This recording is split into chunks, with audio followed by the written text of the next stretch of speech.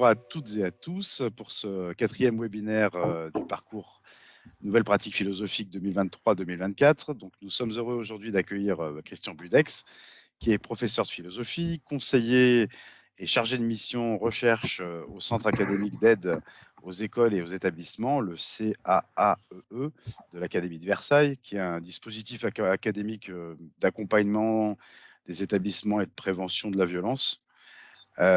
Christian Budex est aussi collaborateur scientifique au Centre de recherche et d'éducation en éducation de Nantes, le CREN. Il est formateur et membre du conseil d'administration de l'association SEV et formateur et membre de la chaire UNESCO pratique de la philosophie avec les enfants. Donc, nous allons traiter aujourd'hui des enjeux et des conditions pour la mise en œuvre d'une éducation à la fraternité avec la pratique de la discussion à visée philosophique. Nous verrons peut-être ensuite les liens qui peuvent aussi être faits entre la philosophie avec les enfants et les compétences psychosociales. N'hésitez pas à poser vos questions dans le chat. Je les relayerai à Christian lors des moments prévus pour les temps d'échange. Et surtout, bon webinaire à tous. Christian, je te laisse la parole. Merci beaucoup, Nicolas. Bonjour à toutes et à tous. Merci de cette invitation. J'espère que vous m'entendez bien. Si c'est le cas et que je ne vois pas de manifestation contraire, du coup, je me propose de commencer. J'allais dire ma passion, c'est l'éducation et la citoyenneté. Je voudrais revenir sur cette idée ambitionnée d'éduquer à la fraternité par la pratique de la philosophie avec les enfants. C'est inscrire cette pratique dans le champ de l'éducation à la citoyenneté, et en particulier dans celui de la transmission des valeurs de la République, sujet comment dirais-je, hautement inflammable, sans mauvais jeu de mots. Je voudrais passer ici sur les raisons pour lesquelles une éducation à la fraternité est nécessaire. Je renvoie ici peut-être à la thèse que j'ai réalisée à ce sujet, puis aux articles qui ont été publiés, puis qui reprennent un petit peu les raisons, les motifs de l'impératif de l'éducation à la fraternité. Moi, je voudrais repartir aujourd'hui du contexte de reconnaissance institutionnelle de la philosophie avec les enfants et les adolescents dans l'éducation nationale française, pour rappeler que c'est dans le domaine de l'éducation à la citoyenneté que la discussion à visée philosophique, c'est comme ça que je vais l'appeler, la DVP, peut-être pour aller un peu plus vite si tout le monde est OK avec ce terme. C'est dans le domaine de l'éducation à la citoyenneté que la DVP fait officiellement son apparition en 2015 dans les programmes d'enseignement moral et civique. Puis en 2018, là, si ce terme a été abandonné pour celui de débat, de discussion réglée ou argumentée. En tout cas, c'est dans le champ de l'éducation à la citoyenneté notamment que la DVP a fait son apparition dans le programme de MC qui en préconisait l'usage. Alors pour certains, pour aller directement à l'essentiel, il y a un risque d'instrumentalisation assez important à l'idée d'intégrer la discussion à visée philosophique dans le programme d'enseignement moral et civique. Par exemple, j'ai affiché là un célèbre numéro de la revue Spirale pour les chercheurs, les étudiants, les praticiens de philosophie avec les enfants, dans lequel Nicolas Gau se demande si ce n'est pas un moyen déguisé d'aller pacifier les banlieues. Rouen-Auchien, philosophe français, avait lui à l'époque écrit un livre qui s'intitulait La guerre aux pauvres commence à l'école, pour s'interroger lui aussi sur les dangers d'une moralisation étatique. Jean-Fabien Spitz, qui a écrit très récemment un livre qui s'appelle La République, quelle valeur, essai sur un nouvel intégrisme politique, eh bien, lui utilise cette expression très forte de l'intégrisme politique pour pouvoir s'interroger sur l'usage, selon lui, actuel, comment dirais-je, très injonctif, très peu réflexif, de la question de la transmission des valeurs dans le champ de l'éducation à la citoyenneté, dans un contexte social et politique très difficile. Donc, ça, c'est pour le pire, si j'ose dire. Hein. Donc, pour le pire, ce serait le moyen de faire la guerre aux pauvres, de pacifier les banlieues, ou bien d'être carrément l'instrument d'un intégrisme politique. Alors, au mieux, mais c'est un mieux un peu particulier, et je reprends les propos d'Edwige Cheruter dans son webinaire, ce sont des discussions sur lesquelles on s'entretient assez régulièrement. Au mieux, ça serait une leçon déguisée de morale ou une confusion avec ce qu'on appelle des cours d'éducation A, j'y reviendrai dans le cours de mon propos. Pour Michel Tozzi, par exemple, eh bien, c'est ce qu'il appelle une propre-imposition. C'est une expression assez intéressante qui signale qu'il y a dans le projet de l'enseignement moral et civique ce qu'il appelle une tension, la tension d'une propre-imposition. Alors, propre-imposition, c'est le mélange de proposition et d'imposition, comme vous le comprenez bien.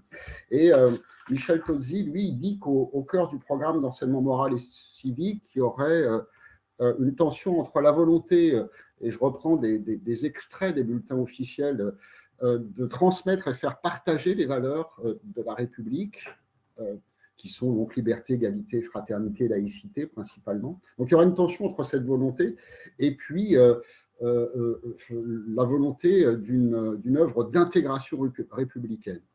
Il y aurait une tension entre, d'un côté, viser l'autonomie du citoyen et en même temps d'insister sur son appartenance à la communauté politique. Alors c'est vrai qu'on peut avoir le sentiment qu'il y a une tension, voire une contradiction entre la volonté de développer l'autonomie, puis de l'autre côté, quand même, de rappeler l'importance de l'appartenance à une communauté politique et l'importance de l'intégration républicaine.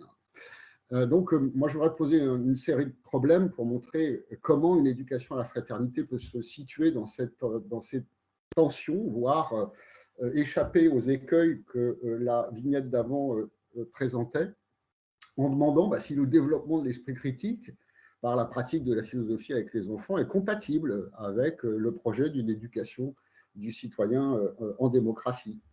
En demandant si la volonté de faire partager, pour reprendre le terme du programme d'enseignement moral et civique, la volonté de faire partager les valeurs de la République, est-ce que ça risque pas de s'effectuer au détriment du jugement critique? Et finalement, si la finalité de la philosophie, qui prônerait la liberté totale de la pensée, n'est pas contradictoire avec toute volonté d'instrumentalisation idéologique, quand bien même elle serait démocratique. Et si donc il n'y a pas de contradiction entre la finalité de la philosophie et puis une éducation à une citoyenneté, quand bien même elle sera démocratique, alors à quelles conditions on pourrait éviter une contradiction? Donc ça revient à essayer de se demander quel est le rôle que la discussion à visée philosophique peut jouer dans l'éducation à la citoyenneté. Donc c'est ça que je voudrais essayer avec vous d'explorer cet après-midi. Dans son intervention, dans son webinaire chez Canopé, Edwige Chirouter, et nous avons rédigé ensemble avec Olivier Blond un article à ce sujet. Je l'indiquerai peut-être dans une bibliographie à la fin de ce webinaire. Edwige Chirouter prévenait des risques de confondre la discussion à visée philosophique avec une leçon de morale déguisée, je le disais il y a quelques instants, ou avec un cours d'éducation A. Alors pour qu'on soit bien au clair sur ce qu'on appelle de l'éducation A, ici je rappelle que si on suit donc cette prévention, cette prudence, il faudra faire attention à ne pas perdre la dimension ou la portée critique et émancipatrice de la réflexion philosophique. Il ne faudrait pas effectivement qu'elle se dilue ou qu'elle se perde dans une fausse leçon d'éducation A, alors que ce soit à l'éducation à l'environnement, à l'égalité filles-garçons, à la vie affective et sexuelle, à la prévention des violences. J'en ai listé un certain nombre là. Pourquoi il y aurait un risque de confusion ou de contradiction? Parce que les éducations A, elles ont une visée normative elle est prescriptive, elle vise à prescrire des bonnes conduites, par exemple dans le domaine de la santé, il y a des bonnes conduites et des bonnes pratiques, puis d'autres qui le seraient moins. Donc ça, c'est la visée, c'est l'objectif des éducations A, dans la prévention du harcèlement, voilà, ou dans la prévention, je sais pas, de la toxicomanie. Il y a des bonnes pratiques qui sont préconisées et des mauvaises qui sont proscrite, alors que le questionnement philosophique, lui, il a a priori pas cette visée normative et prescriptive, il a une visée critique, quoi. A priori, il est là pour viser peut-être à la liberté de penser, pour le dire de manière un petit peu rapide.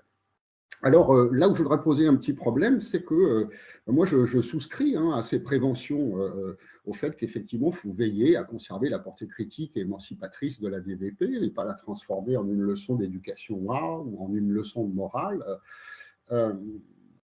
Mais je voudrais faire remarquer que la discussion à visée philosophique, par la forme même de son dispositif, hein, quelle que soit, j'allais dire, la forme, que ce soit une communauté de recherche philosophique plutôt mode Lippmann, une discussion à visée démocratique et philosophique type celle que Michel Tozzi, Alain Delsol, Sylvain Connac notamment ont préconisé, etc. Quelle que soit la forme, finalement, la discussion à visée philosophique, elle ne peut pas, je crois, échapper à toute transmission des valeurs.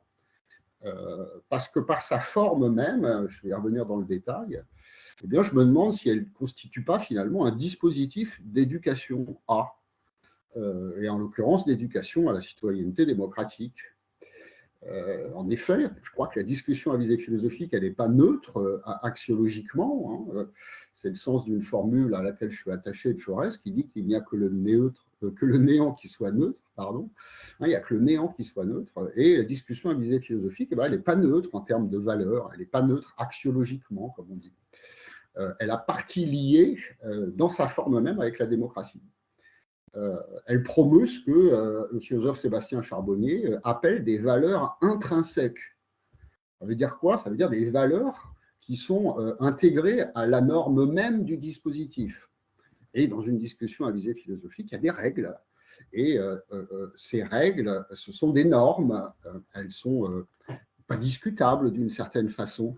Et donc, ces normes, eh bien, elles promeuvent des valeurs dont je crois que ces valeurs, ce sont la liberté, l'égalité, la fraternité et la laïcité.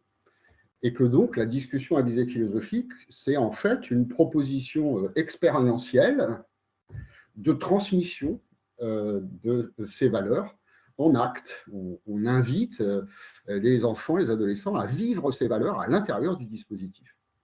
Et de ce point de vue-là, la DVP, eh bien, elle est fidèle au rapport qui a précédé la mise en œuvre du programme d'enseignement moral et civique de 2015 et qui rappelait que dans le contexte pluraliste et démocratique de nos sociétés contemporaines, eh bien, il fallait repenser la façon dont on voulait transmettre et faire partager les valeurs, en particulier les valeurs de la République, pour reprendre ce terme.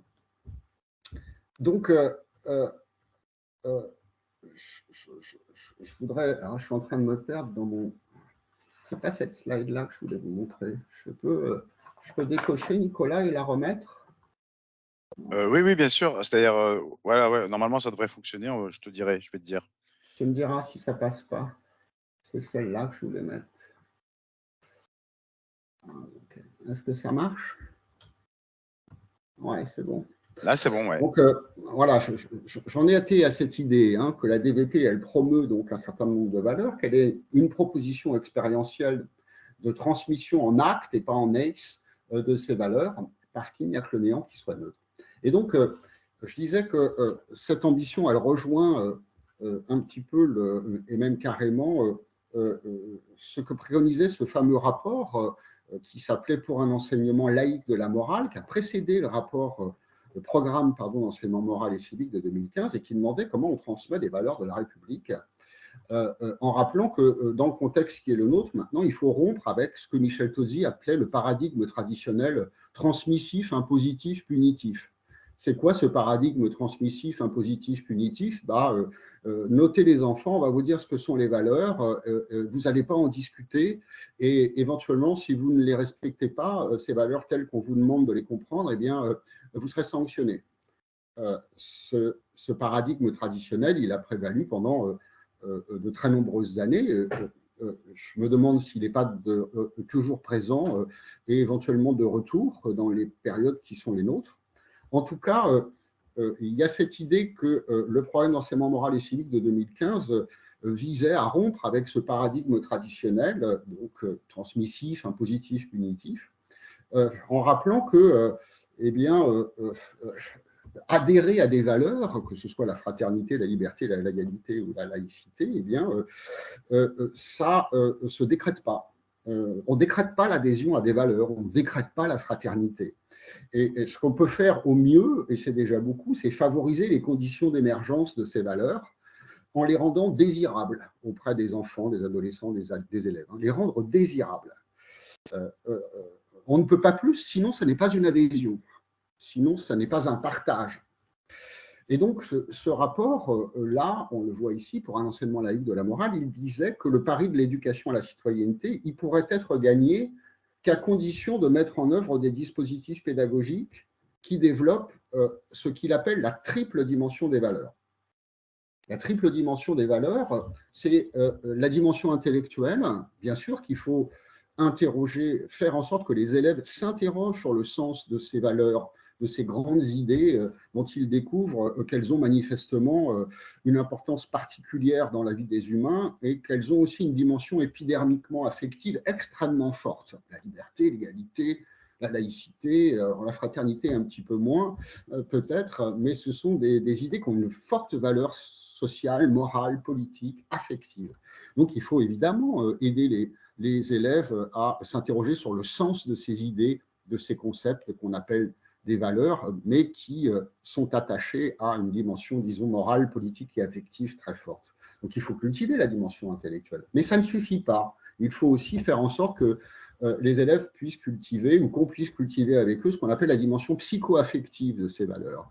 Il faut qu'ils puissent éventuellement les éprouver, par exemple, au travers eh bien, de supports de médiation culturelle, au cinéma, dans la littérature, par exemple de jeunesse, si vous me voyez venir, eh bien, on peut là, non pas interroger la dimension intellectuelle des valeurs, mais la dimension psycho-affective, hein, ce qui est aussi très, très important.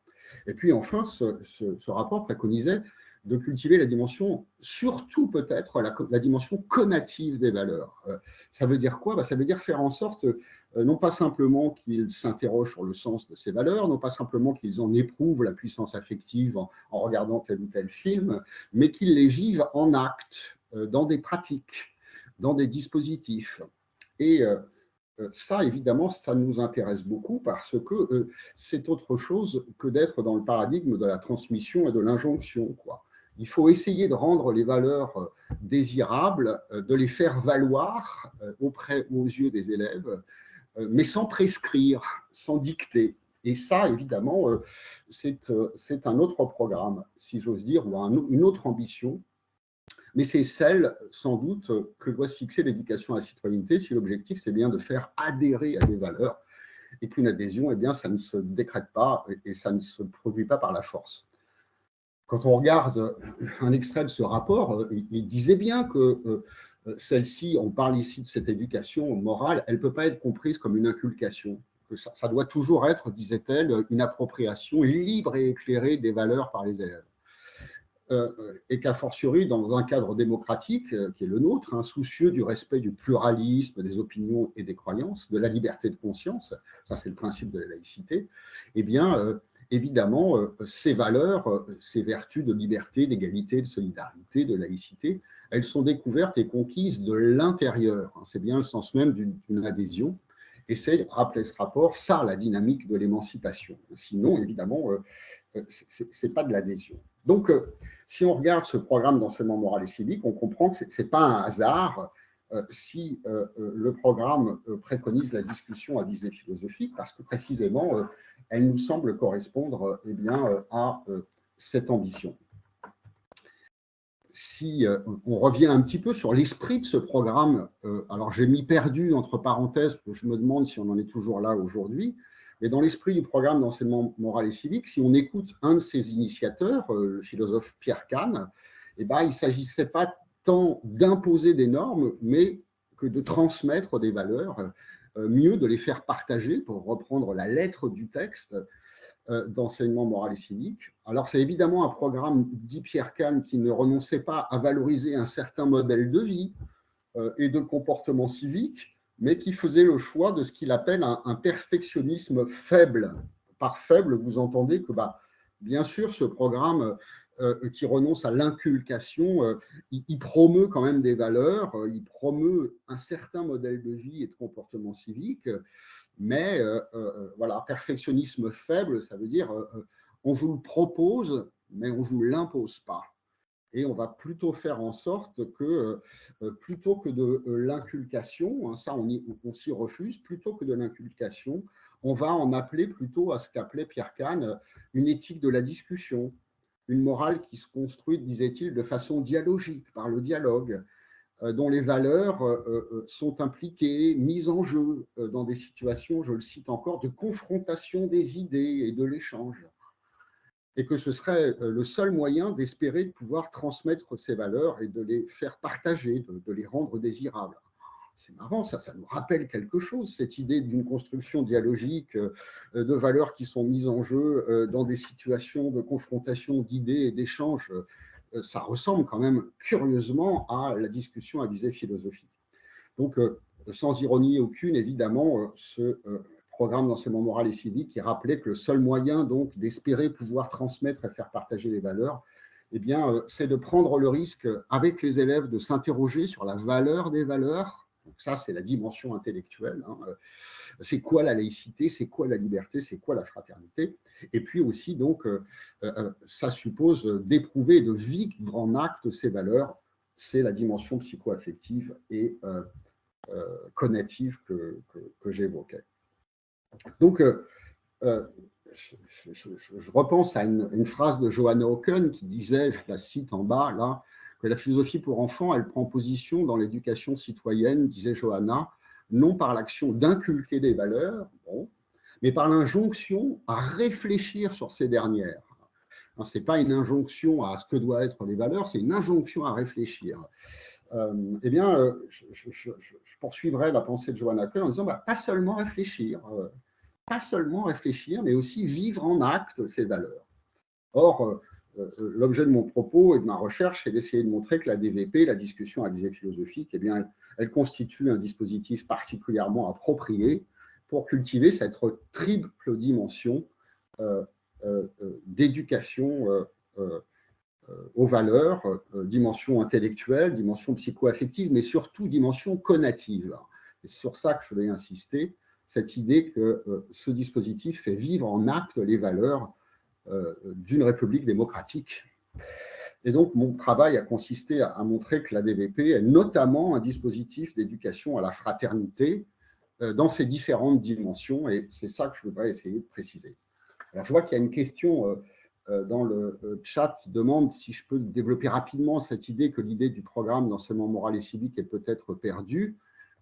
J'entends par là qu'on est, par rapport à ce que vous voyez dans la slide là qui fait référence à Pierre Kahn, on est peut-être moins dans l'éthique de la discussion, dans l'esprit critique, dans la construction dialogique, que dans une phase un peu de raidissement sur ce que les valeurs, sur la façon dont les valeurs doivent être comprises par les élèves.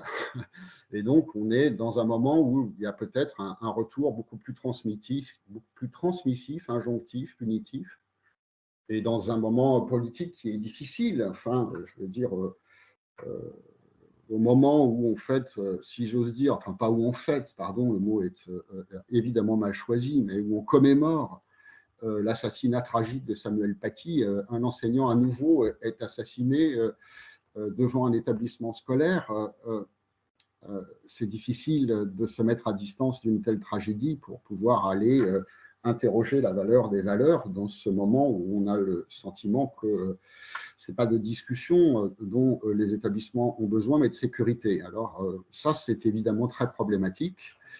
La question de savoir si on doit continuer à discuter la valeur des valeurs, moi je crois que oui, mais j'ai le sentiment qu'il y a des périodes durant lesquelles c'est plus facile que d'autres et que l'esprit du programme d'enseignement moral et civique, qui est plutôt l'esprit d'une discussion et d'une libre adhésion, et ça me semble être un pléonasme, voilà, selon les moments sociopolitiques, eh bien, laisse un peu la place à son modèle traditionnel. Et donc, je dis ça de manière, voilà, je le prends au sérieux, mais est-ce que sanctionner des élèves qui ne respectent pas la minute de silence suffira pour une éducation à la citoyenneté? De même qu'à l'époque, est-ce qu'il suffisait de sanctionner des élèves qui affirmaient clairement qu'ils n'étaient pas Charlie pour estimer avoir mené jusqu'au bout le travail de l'éducation à la citoyenneté?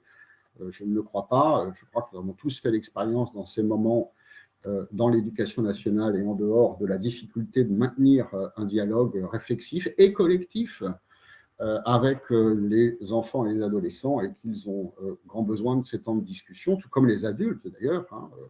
C'est une de mes mauvaises blagues préférées, jeter le mot laïcité dans une salle des professeurs, laisser infuser 30 minutes et voyons le travail que nous avons à faire pour d'abord entre nous nous mettre un minimum d'accord, et je pense que nous aurions autant besoin d'ateliers philo entre adultes pour pouvoir nous mettre un peu d'accord avant d'avoir l'ambition d'aller évoquer ces questions avec nos élèves. Donc, je voulais revenir sur le fait que je m'étais intéressé en particulier à la question de l'éducation à la fraternité, et je voudrais donc avancer un petit peu sur ce chemin, en rappelant qu'évidemment, cette idée a été développée dans cette thèse, donc j'ai rappelé le lien ici, et qui permet de, pour celles et ceux que ça intéresserait, de plonger un petit peu plus avant dans la question de la fraternité, de ses enjeux et de ses mises en œuvre. Donc, éducation à la fraternité, c'est une belle chose, mais comme ce mot est un peu mis à toutes les sauces, il me paraissait important pour pouvoir caractériser en quoi eh bien, la DVP peut contribuer à une éducation à la fraternité, de revenir un petit peu sur le sens de ce mot. Donc, pour comprendre un petit peu en quoi on retrouve dans la DVP des expériences de la fraternité, il faut revenir un petit peu à l'origine de ce mot. Mot que vous connaissez très très bien, il n'a pas attendu d'être présent au début du 19e siècle, au milieu du 19e siècle, dans la devise de la Constitution française, même s'il avait fait son apparition déjà durant la République, déjà durant la Révolution, pardonnez-moi, française. Il n'a pas attendu la Révolution française pour être connu de nous, puisque c'est un terme qui s'origine dans le vocabulaire de la famille. Tout le monde connaît bien ce qu'est la fraternité.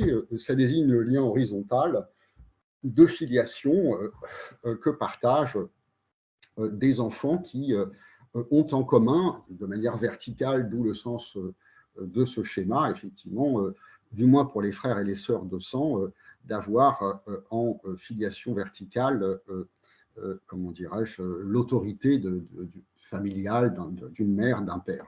Alors, je passe sur la dimension genrée ici, évidemment, de ce schéma, mais il y aurait beaucoup à dire.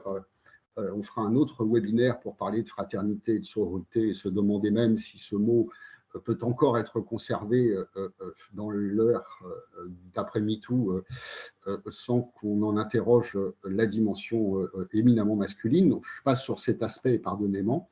Je voudrais simplement dire que, d'abord d'origine familiale, le mot de fraternité en est venu, par extension métaphorique, hein, à désigner, et c'est ce qui le rend un peu ambivalent, à la fois un lien, un sentiment, hein, c'est plutôt sentimental la fraternité, une valeur, donc c'est comme ça qu'on en parle dans le programme d'enseignement moral et civique, un idéal et même un principe constitutionnel. C'est comme ça qu'il apparaît dans la Constitution, dans la Constitution de la Ve République. Il apparaît à deux reprises. D'abord, il est présenté comme un idéal de la République, mais aussi comme un principe constitutionnel, puisqu'il fait partie de la devise et que la devise a une dimension constitutionnelle. Donc, si on essaye de définir un petit peu ce sentiment, lien qu'est la fraternité, je crois qu'on peut le caractériser de la façon suivante. La fraternité, ça désigne donc le lien affectif, hein, ça c'est important, c'est la petite affective du triptyque, hein, dans la liberté, égalité, fraternité, la fraternité. C'est le lien affectif ou le sentiment qui unit des humains qui se reconnaissent comme frères ou sœurs parce qu'ils partagent alors la même identité, les mêmes idéaux, voire les mêmes combats, pour le dire de manière extrêmement rapide. Donc, sentiment d'appartenance, hein, à des familles qui se rassemblent ses frères et ses sœurs selon différents critères. Et pour ma part, j'ai distingué deux grandes dimensions de la fraternité. Il y a, et je vais essayer d'en montrer un schéma, d'abord les expériences de ce que j'ai appelé la fraternité humaniste, qui, elle, renvoie au sentiment d'appartenance à la famille des humains. C'est la dimension plutôt individuelle, si vous voulez, et éthique ou morale, si on ne se couche pas sur les mots. C'est la dimension individuelle et éthique de la relation fraternelle à autrui. Ça renvoie à certaines expériences que l'on va retrouver dans le quotidien des humains et qui ont été travaillées par les philosophes au fur et à mesure de l'histoire. Donc, j'en ai rassemblé quelques-unes de ces expériences de la fraternité humaniste. Le respect de la dignité, dignitas en latin, le rang d'un être humain. Quand on passe en plein hiver dans la rue et qu'un humain est en train d'être là, glacé et immobile sur une plaque d'égout, parce que nous sommes doués d'empathie d'ailleurs, nous ne le confondons pas avec une boîte en carton.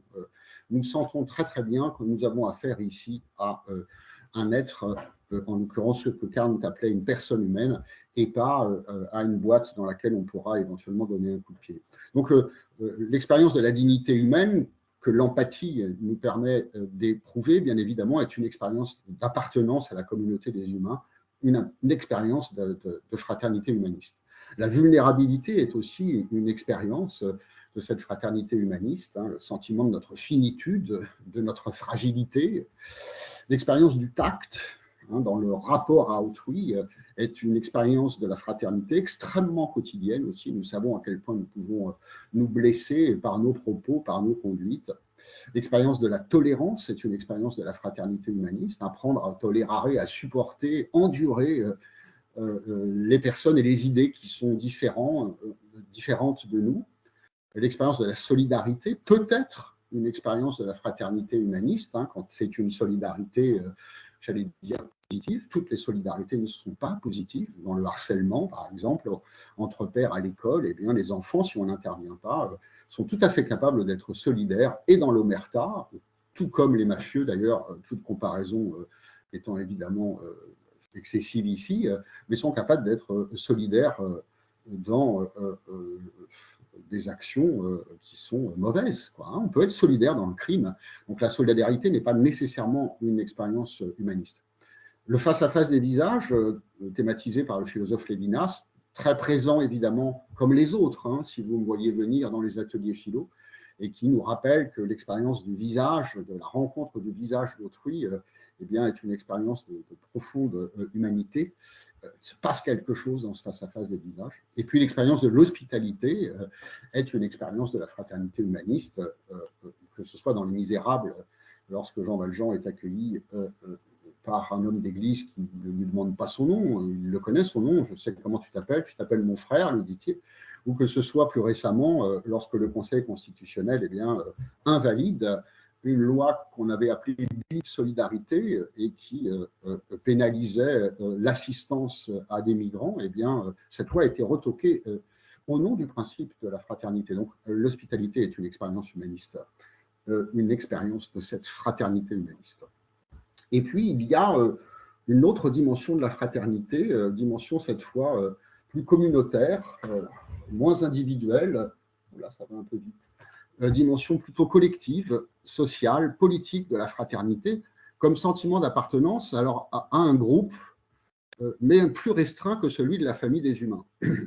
Et ici, dans ces slides, j'ai essayé d'indiquer un petit peu quelles pouvaient être ces différentes appartenances communautaires, que ce soit en haut à gauche les appartenances communautaires religieuses, culturelles en bas à gauche, c'est une photo du stade de l'Olympique de Marseille, et le football, ça peut être une religion, au Brésil comme à Marseille.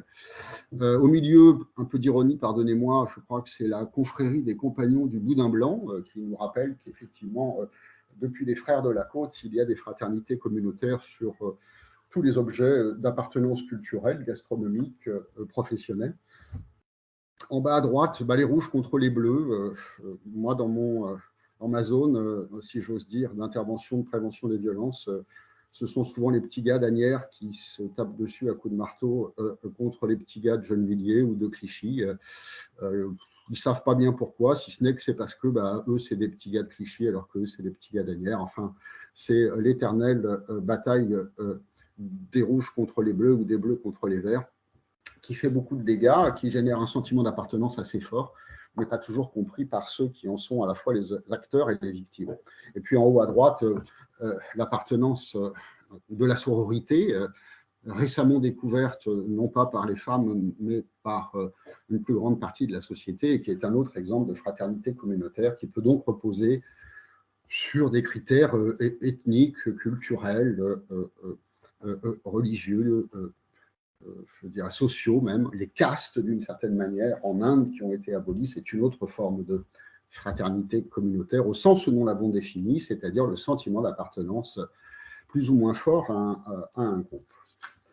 Alors, une fois qu'on a dit ça, il s'agit de se rappeler que la discussion à visée philosophique, eh bien, de mon point de vue, elle constitue une éducation en acte à la fraternité parce qu'elle cultive en acte, c'est ça la dimension cognitive, elle fait vivre les valeurs d'une fraternité citoyenne et qui constitue le socle de l'idéal républicain.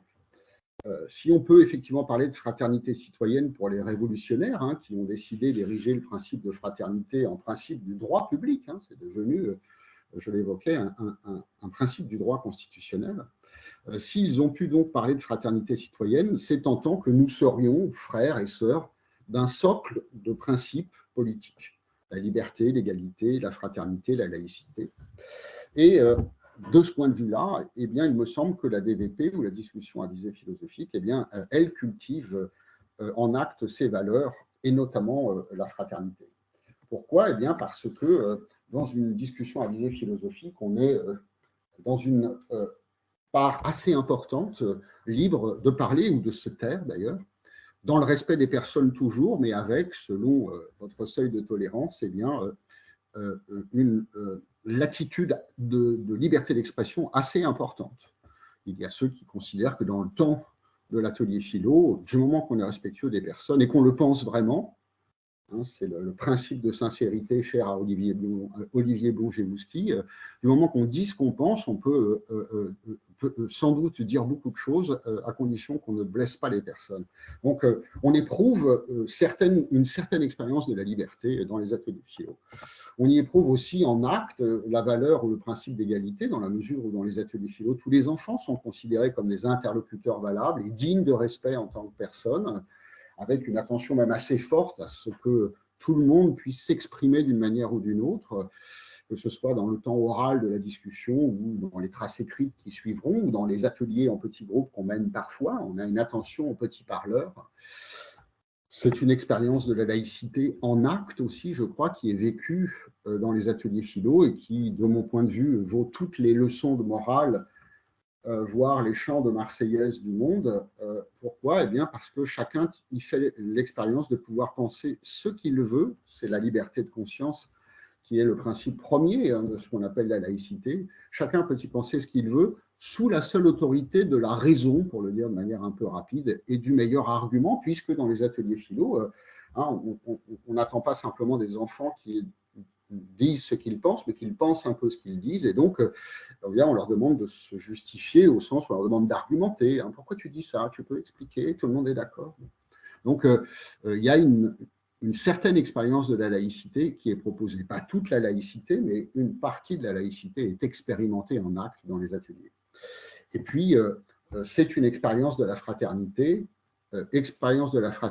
dans ses diverses dimensions, celle que je viens d'évoquer juste avant et qu'on va pouvoir regarder d'un petit peu plus près ensemble.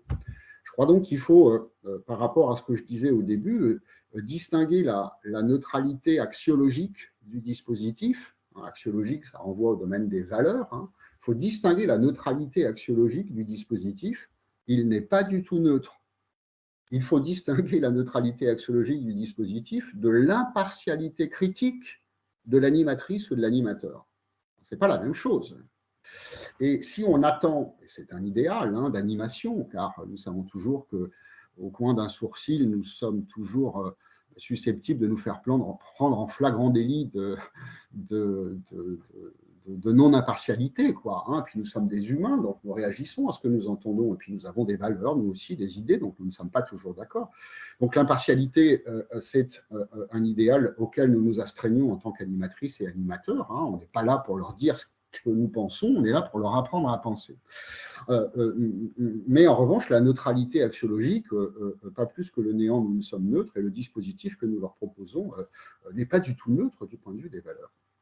Je crois même que la DVP, et a fortiori la discussion à visée démocratique et philosophique, qui a une ambition supplémentaire en donnant des rôles aux enfants, eh bien, je crois que ces pratiques sont des pratiques emblématiques de ce que peut être, de ce que doit être une authentique éducation démocratique, permettre une expérience connative, en acte, des valeurs. Voilà, à mon avis, la seule façon, effectivement, de pouvoir transmettre et faire partager ces valeurs, avec cet avantage en plus que la discussion à visée philosophique, non seulement elle permet de vivre ces valeurs en acte, mais elle permet de les discuter d'un point de vue théorique. Et ça, évidemment, c'est très précieux. Peut-être que quand on chante la Marseillaise, je ne sais pas ce que vaut cette métaphore, on a une expérience psycho-affective de la liberté, attachée à un certain sens historique, mais on n'a pas de réflexion théorique sur ce que c'est que la liberté et ce qui la distingue, je ne sais pas moi, de l'anarchie par exemple. Et bien dans les ateliers philo, non seulement on fait une expérience des valeurs, mais en plus on peut les prendre comme objet de discussion. Qu'est-ce que la liberté? Qu'est-ce que la laïcité? Donc, je disais que la discussion à visée philosophique, elle constitue une expérience des diverses dimensions de la fraternité. Eh bien oui, maintenant on peut le dire, une expérience des diverses dimensions de la fraternité telles qu'on les a distinguées précédemment, les expériences de la fraternité humaniste, qui sont vraiment les plus nombreuses, sans doute, dans les ateliers philo. Plus que jamais, on y apprend l'écoute empathique et respectueuse, on y apprend le tact, car on sait très bien dans les ateliers philo que les idées peuvent blesser. On sait très bien dans les ateliers philo qu'il y a un lien extrêmement fort entre les idées et les affects. On y développe, on y cultive l'estime de soi. Quand on interroge les élèves, eh bien, c'est souvent dans cette direction qu'ils vantent les mérites des ateliers philo pour dire moi, ce que ça m'a appris le plus, c'est d'écouter les autres. Et ce que ça m'a apporté aussi, c'est que ça a développé la confiance en moi, parce que j'y apprends dans un cadre sécure à prendre la parole devant autrui et à dire ce que je pense. C'est une expérience de la vulnérabilité aussi. Ensemble, on y fait l'expérience de cette fameuse phrase qu'on a tant de mal à dire, peut-être encore parfois dans l'école, et j'allais dire dans l'école des hommes, avec un petit H, baigné dans les stéréotypes de genre, on a du mal à y dire je ne sais pas, et encore plus je ne suis pas capable de ou je ne peux pas. L'expérience du questionnement philosophique, c'est une expérience de la finitude et de la vulnérabilité. Nous n'avons pas réponse à tout, encore moins tout seul, et si peut-être nous pouvons cheminer ensemble dans le dédale des questionnements universels, eh bien, c'est pour avoir une réponse provisoire. Donc, expérience de la vulnérabilité, expérience de l'empathie cognitive et émotionnelle extrêmement forte. Pour être en désaccord avec autrui, il faut d'abord avoir compris ce qu'il dit. Et de ce point de vue-là, il y a des jeux, des rôles, celui du reformulateur, du synthétiseur, par exemple, qui, en DVDP, sont dédiés à la culture de l'empathie. Un laboratoire formidable de la tolérance, on l'a dit, c'est un formidable laboratoire d'éducation à la tolérance. J'y apprends, de préférence de manière ludique, à supporter, endurer les fenêtres de perception des autres enfants. Et ça, évidemment, c'est quelque chose sur lequel nous avons bien besoin de progresser, adultes compris, adultes surtout peut-être. C'est une expérience de la solidarité. On a bien sûr montré cela et de l'ouverture d'esprit, ajouterait Johanna certainement. On chemine ensemble dans une communauté de recherche pour prendre en charge un problème dont on sent très vite qu'individuellement, on ne va pas pouvoir le régler. Il n'y a qu'ensemble qu'on pourra peut-être avancer. C'est une expérience de la connaissance de soi et des autres. Et puis, dans la dimension plus communautaire, mais aussi humaniste, c'est un dispositif qui cultive, il n'y en a pas des millions, je crois, un dispositif qui cultive le sentiment d'appartenance à la communauté. Alors, des philosophes, bien sûr, si on a son petit Socrate et qu'on véhicule de la culture philosophique régulièrement, on cultive le sentiment d'appartenance à la communauté des philosophes chez les enfants, mais on cultive aussi le sentiment d'appartenance à la communauté des humains qui, comme les enfants, se posent les mêmes questions qu'eux depuis des millénaires. C'est François Galichet, je crois, qui disait que dans les ateliers philo, les enfants ont le sentiment d'être fils et filles, et donc frères et sœurs, fils et filles des mêmes questions que les humains qui les ont posées avant eux. Et pourquoi eh bien, cette discussion à visée philosophique est une expérience de ces multiples dimensions de la fraternité. Je ne m'y arrête pas davantage, mais je le redis, d'abord grâce à la forme éthique du dispositif, hein, c'est très important, c'est parce qu'il y a un cercle et un face-à-face des visages, parce qu'il y a des rituels, parce qu'il y a des règles et des interdits, et une posture d'animatrice qui procure un cadre sécurisant, valorisant, émancipateur, que les enfants eh bien, apprennent l'écoute, le tact, le respect et la solidarité, la tolérance, etc. Et puis, c'est aussi parce que dans cette forme éthique de dispositif, on ne discute pas de n'importe quoi, on discute de questions philosophiques, et là, cette fois, c'est la dimension philosophique de la discussion qui génère qui produit, qui sollicite des compétences, puisqu'on va employer ce mot-là tout à l'heure, ou des dispositions éthiques, civiques, comme la vulnérabilité, par exemple, puisqu'on l'évoquait. Donc, il y a la forme du dispositif et puis il y a le contenu de la discussion qui produisent, qui sollicitent, qui mobilisent ces différentes qualités, compétences ou dispositions. J'en ai dans ma recherche eh bien, rassemblé quelques-unes au cours de questionnaires auprès des collégiens de plusieurs cohortes du programme Philo-Jeunes. Quand on leur demandait ce que la pratique des ateliers philo a développé chez eux, je l'évoquais tout à l'heure, ils répondaient massivement eh bien, l'écoute des autres, mais vous y voyez aussi apparaître sous des noms différents pour qu'on s'assure qu'ils aient bien compris que, par exemple, la tolérance, ça renvoyait à la capacité à accepter des idées différentes des siennes. Eh bien, on y voit aussi des items d'empathie ici, de tolérance et puis de solidarité et de fraternité, puisque quand même on leur a demandé. Bien sûr, le droit à l'erreur, vous avez raison, et le changement d'avis sont valorisés par la pratique de la discussion à visée philosophique. Ça fait partie d'une certaine manière de l'éducation à la tolérance et à la vulnérabilité. Hein. C'est pas perdre la face que d'avoir changé d'avis. Hein, comme le disait Épicure, hein, dans la discussion en commun, hein, c'est celui qui est vaincu qui est gagnant. Raison pour laquelle Michel Tozzi préfère le terme de discussion à celui de débattre, parce que dans débattre, il y a battre.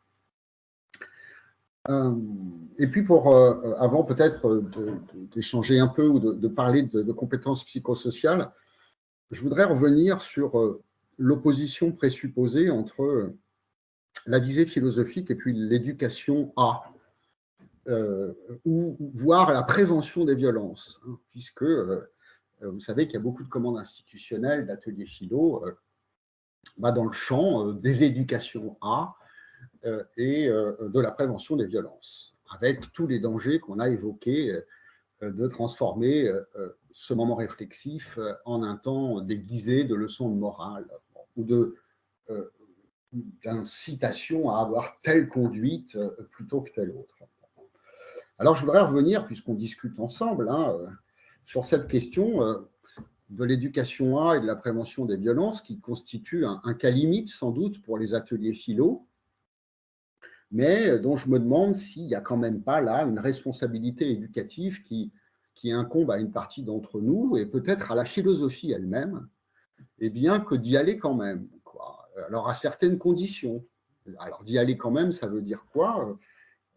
Ça veut dire que peut-être on peut utiliser à certaines conditions les ateliers philo dans le champ de la prévention des violences et des éducations A. Alors, je vais repartir d'une autre citation de Johanna Hauken dans un de ses ouvrages ou dans sa thèse, je ne sais plus, je crois que c'était sa thèse.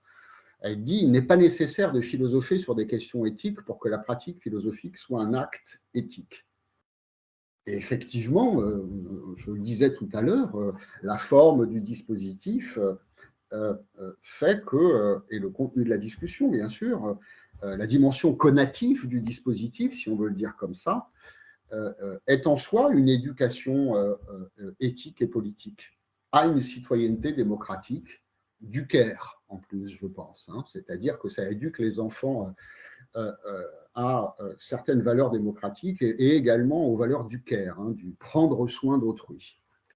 Donc, de ce point de vue-là, c'est vrai qu'on n'est pas obligé de parler de violence, de laïcité ou d'égalité entre filles-garçons pour que la pratique philosophique soit un acte éthique et même un acte politique d'éducation à la citoyenneté. Mais il me semble que quand même, la pratique de la philosophie, elle peut utiliser sa puissance réflexive pour conduire les élèves à s'interroger sur les enjeux. Moi, je travaille dans un centre de prévention des violences, hein, c'est peut-être mon premier crime, si vous voulez, mais je pense que la puissance réflexive des ateliers philo, elle peut conduire les élèves à s'interroger sur les enjeux des violences qu'ils rencontrent dans les espaces, dans leurs espaces de socialisation, que ce soit l'école, la famille, la société, le cyberespace. Et on sait que les enquêtes de victimation, les enquêtes qu'on appelle de climat scolaire, les enquêtes récurrentes qui sont faites dans l'école de manière très régulière, eh bien, elles nous montrent que les phénomènes de discrimination, comme le dit Christophe Marcelier, sont extrêmement présents dans le cœur de la vie scolaire et sociale. Hein, il rappelle que les principales violences vécues par les élèves, elles, je cite Christophe Marcelier, trouvent leur ancrage dans le rapport à l'altérité. Et tout particulièrement, dit-il, dans la non-acceptation de la différence. Et plus largement, ajoute-t-il, dans la construction identitaire et les valeurs qui la fondent. Et on a le droit donc à des surnoms méchants, des bousculades, des mises à l'écart, des moqueries, des discriminations, etc. Ça, c'est pas la réalité quotidienne de tous les enfants, mais c'est une réalité de la vie scolaire qui est un espace de socialisation. Donc la question que je pose, moi, est la suivante, c'est est-ce que la prévention des violences, c'est pas une responsabilité éducative dont la philosophie serait historiquement et même essentiellement porteuse? La question que je pose, c'est celle de savoir si la pratique du dialogue philosophique et la démocratie, depuis leurs origines grecques, hein, on nous dit qu'elles sont apparues à peu près en même temps, la pratique du dialogue philosophique et de la démocratie, depuis leurs origines grecques, est-ce qu'elles n'ont pas un point commun, qui serait la non-violence? Hein, en effet, qu'est-ce que c'est que la démocratie si c'est à un moment le choix de la discussion rationnelle pour instruire les désaccords? Hein, on décide collectivement que les désaccords et les décisions, ce n'est plus par la violence, notamment physique, mais par la discussion rationnelle, toujours imparfaite, toujours tronquée, mais par la discussion rationnelle qu'on va instruire les désaccords. Moi, je souscris à la formule du philosophe Eric Weil qui dit que la non-violence est le point de départ comme le but final de la philosophie. Et je me demande si la DVP, ça pourrait pas être un dispositif efficient pour cultiver la dimension conative des valeurs, on l'a dit, hein, faire vivre aux enfants les valeurs en acte, mais aussi une manière de leur faire cultiver la dimension intellectuelle et psycho-affective. Non seulement le dispositif des ateliers philo il permettrait de médiatiser ce que Michel Tozzi appelle les conflits socio-affectifs par des conflits socio-cognitifs, hein, plutôt que de s'agresser physiquement, on en discute, pour le dire de manière très, très caricaturale. Non seulement donc médiatiser les conflits socio-affectifs par des conflits socio-cognitifs grâce aux dispositifs formels hein, et pratiques de la DVP, mais aussi s'interroger théoriquement avec les enfants sur l'origine de ces violences. Et je crois que la DVP, elle pourrait être un dispositif de prise de conscience efficace de l'origine des violences qui portent atteinte aux valeurs prônées elles-mêmes par la discussion à visée philosophique, hein, puisqu'on a dit que c'était les mêmes que celles de la démocratie. Est-ce qu'on ne pourrait pas aider la philosophie, aider les enfants par la pratique philosophique à prendre conscience de l'origine des violences? Et de ce point de vue-là, donc, non seulement être un dispositif de culture conative des valeurs, mais aussi cultiver la dimension intellectuelle et psycho-affective. Et c'est le sens du travail que j'ai mené aussi, alors avec Stéphanie Miro, avec qui j'ai la chance de travailler au C2A12E, quand on s'est dit, tiens, la fraternité, ça nous semble une entrée philosophique stratégique pour aborder ce qu'on appelle des questions scolairement ou socialement vives.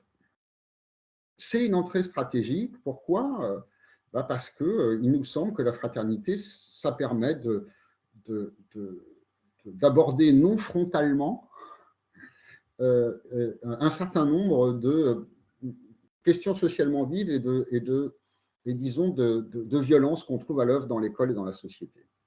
C'est la formule de Descartes, Larvatus pro Deo, un visionnaire ce garçon, ça veut dire j'avance masqué. Eh ben, nous aussi, on avance masqué. On ne va pas venir faire un atelier philo sur le harcèlement, même si c'est ça qu'on nous demande. On ne va pas venir faire un atelier philo sur la laïcité, hein, pour leur faire un rappel à la loi. On ne va pas faire un atelier philo sur le complotisme, on va venir faire un atelier philo sur la fraternité. Et pourtant, on va conduire les élèves et les enfants à s'interroger sur les problèmes qui sont à l'origine de ces violences. Donc, il y a cette idée que la fraternité, ça sera une clé d'entrée pour aborder des thématiques sensibles en milieu scolaire. La laïcité, je le dis rapidement, et on a, Stéphanie surtout a produit beaucoup de fiches pédagogiques sur des albums de littérature de jeunesse, sur des films, etc., comme d'autres, bien sûr, pour traiter sans la nommer, c'est ça, Larvatus pro Deo, la question de la laïcité. Or, il nous semble que la question de la laïcité, c'est la question de la cohabitation des fraternités communautaires. Faire réfléchir les enfants sur leurs appartenances communautaires, sur leur appartenance à plusieurs appartenances communautaires. Nous appartenons tous à des familles associatives, religieuses, sportives, culturelles, différentes. La question, et c'est chouette d'appartenir à plusieurs familles communautaires. La vraie question, c'est comment on fait pour les rendre compatibles entre elles, comment on les fait cohabiter. Et ça, c'est la question de la laïcité. Théorie du complot et embrigadement, là aussi, il y avait des commandes. Eh bien, on peut aussi, je crois, par le biais d'une réflexion sur le sentiment d'appartenance, alors appartenance à des fraternités que j'appelle des pessimismes ici, et de l'ennemi commun, on peut aller peut-être travailler intellectuellement la question du complotisme en essayant de voir ce qui se joue dans le désir d'appartenance et de solidarité de ces fraternités dans lesquelles un certain nombre de nos enfants et de nos adolescents se font prendre par d'autres qui vont les pervertir et les dévoyer pour les transformer en violence, alors que peut-être au départ, eh bien, elles s'enracinent dans un désir de solidarité et d'appartenance tout à fait humaniste. On va pouvoir traiter de la question du harcèlement sans jamais la nommer. Hein. Pourquoi ? Eh bien, parce que aller s'interroger sur la logique d'inclusion-exclusion qui est à l'œuvre dans toute fraternité communautaire, c'est aller interroger le mécanisme du harcèlement, en réalité, qui n'est rien d'autre que la production d'une exclusion de la différence par rapport à ce qui est considéré comme la norme. C'est ça le cœur du harcèlement. Question de fraternité encore. Alors, bien sûr, on va pouvoir aller interroger la question des réseaux sociaux et des cyberviolences en interrogeant la logique de l'oppression conformiste et peut-être cette expérience de l'empathie fortement altérée par l'anonymat et la distance de l'outil numérique. Donc, on peut entrer dans la prévention des cyberviolences par la porte de la fraternité, Larvatus pro Deo, encore une fois, et se mettre à distance de la dimension épidermique de ces débats, je vais y revenir.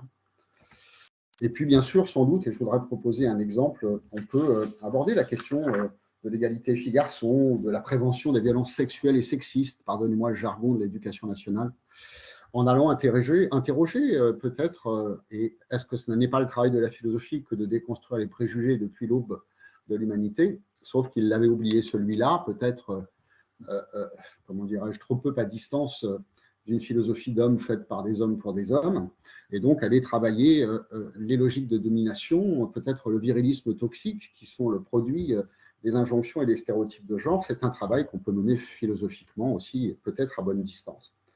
Donc, si j'avais le temps de prendre un petit exemple de traitement philosophique des questions d'éducation et de questions socialement vives, comme le sont celles que je propose là sur cette vignette, qui prennent des noms différents, avec au passage peut-être quelques suggestions de supports visuels qui eh bien, peuvent contribuer à le faire de manière tout à fait intéressante.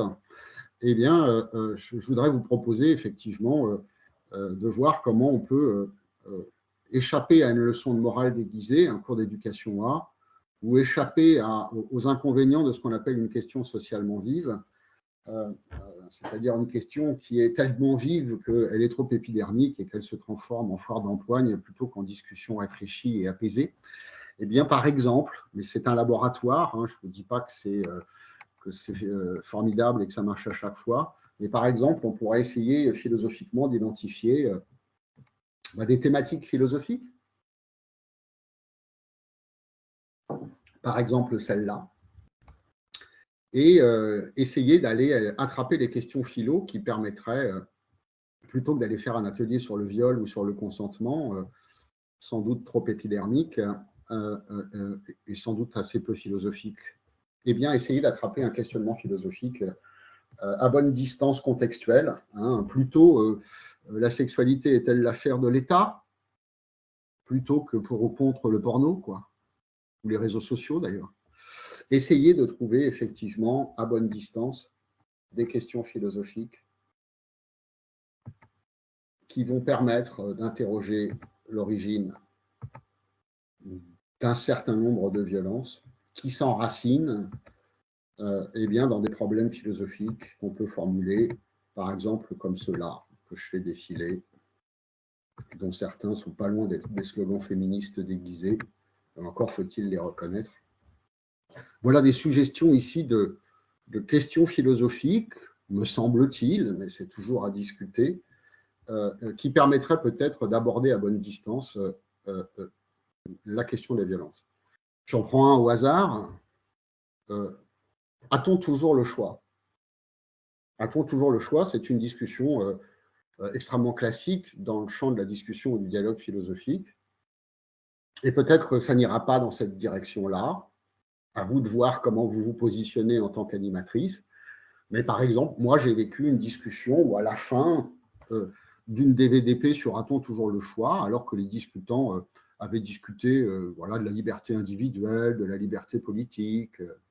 Eh bien, il y a une participante qui est venue tout à la fin dire, écoutez, moi j'ai l'impression qu'il y a quand même une question qui se pose à l'intérieur de celle-là, c'est la question du consentement et de l'emprise. Alors là, j'avoue, alors ce n'était pas des enfants de 8 ans, on en est bien d'accord. Là, je l'avoue, moi-même, je ne l'avais pas vu venir. Et a posteriori, je me suis dit, c'est chouette. On peut discuter de la question de l'emprise, peut-être de la sidération, du viol, peut-être du consentement au détour de cette question. Peut-être, mais est-ce que ce sera de trop dans la discussion qui ne l'aurait pas abordé en tant qu'animateur ou animatrice? Est-ce qu'on pourra, peut-être pas tout de suite, à un moment, proposer cet exemple à la discussion pour les discutants, pour voir comment ils s'en emparent? Ou bien est-ce que vous estimerez qu'on aura franchi le Rubicon et qu'on sera là déjà dans une éducation qui est déguisée ou dans une leçon de morale?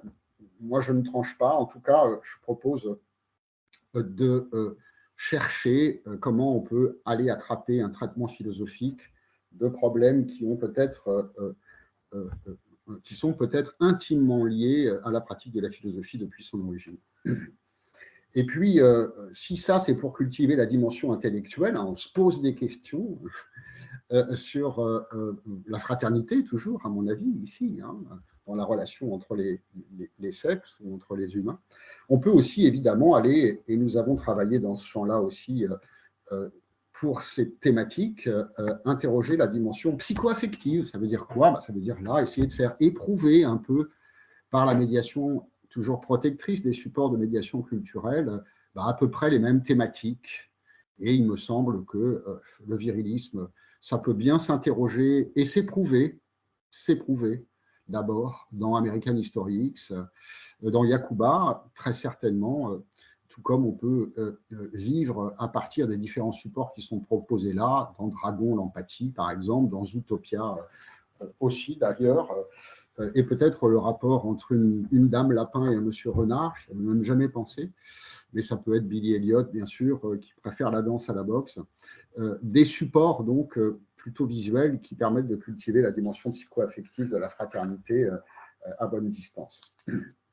Donc, pour finir là-dessus, avant de dire un mot sur les compétences psychosociales, la discussion à visée philosophique, elle conserve sa portée critique et émancipatrice, sans doute, à condition de ne pas se comprendre avec une question socialement vive, de ne pas confondre, une question socialement vive avec une question philosophique. C'est ce qu'on vient d'essayer de voir ensemble et de faire, essayer de trouver des questions philo qui s'éloigne un peu de la dimension contextuelle, hein, pas pour ou contre le voile, pas pour ou contre le porno, pas faut-il interdire TikTok, mais des problèmes à distance qui permettraient peut-être de penser l'origine de cette question socialement vive.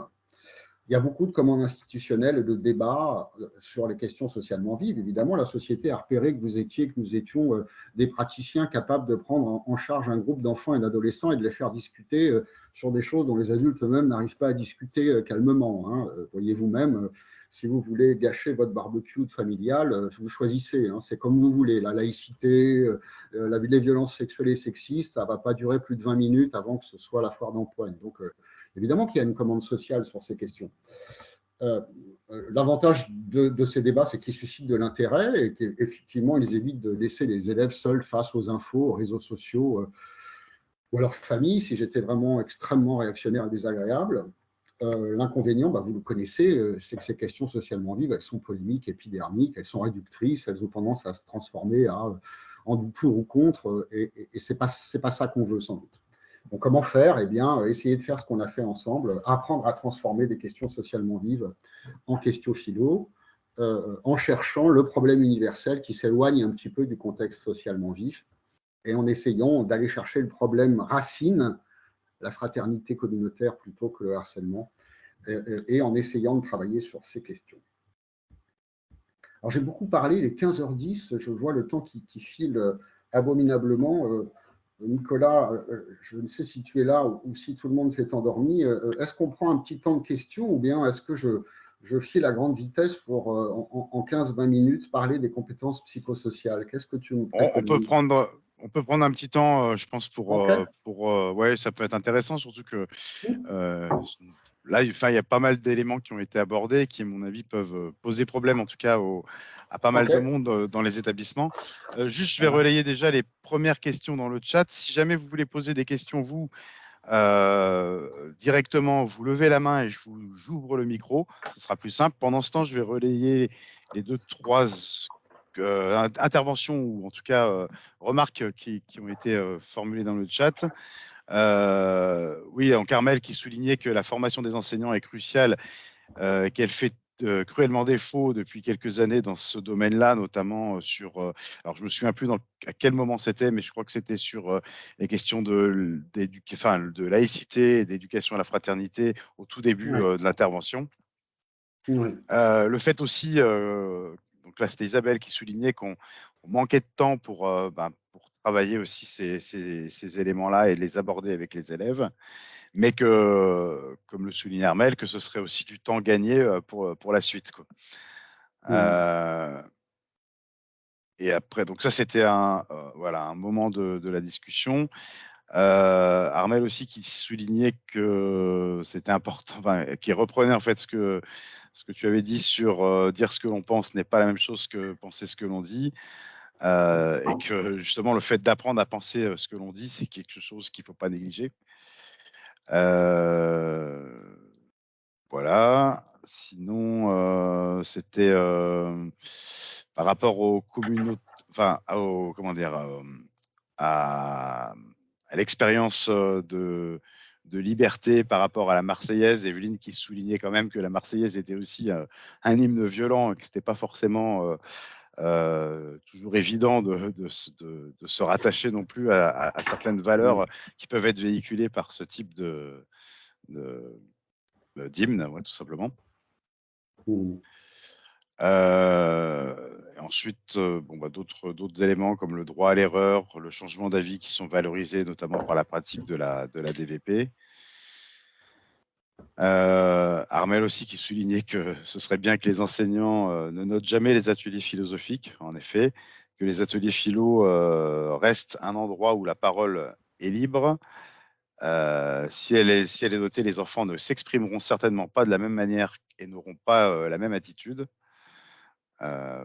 Oui, en effet, donc le fait aussi, qu'il n'y ait pas une sanction là, derrière la parole des élèves, sans quoi on couperait le naturel et la façon la volonté de s'exprimer et la liberté de s'exprimer. Ok, merci pour ces questions, ces remarques. Sur la formation des enseignants en diminution, je ne suis pas sûr hein, qu'il n'y en ait pas assez, c'est certain, mais j'ai peut-être un prisme déformant. Alors, je ne dis pas que c'est satisfaisant, évidemment. On n'a pas la lecture dans les INSPE, dans les lieux de formation des enseignants à l'heure actuelle.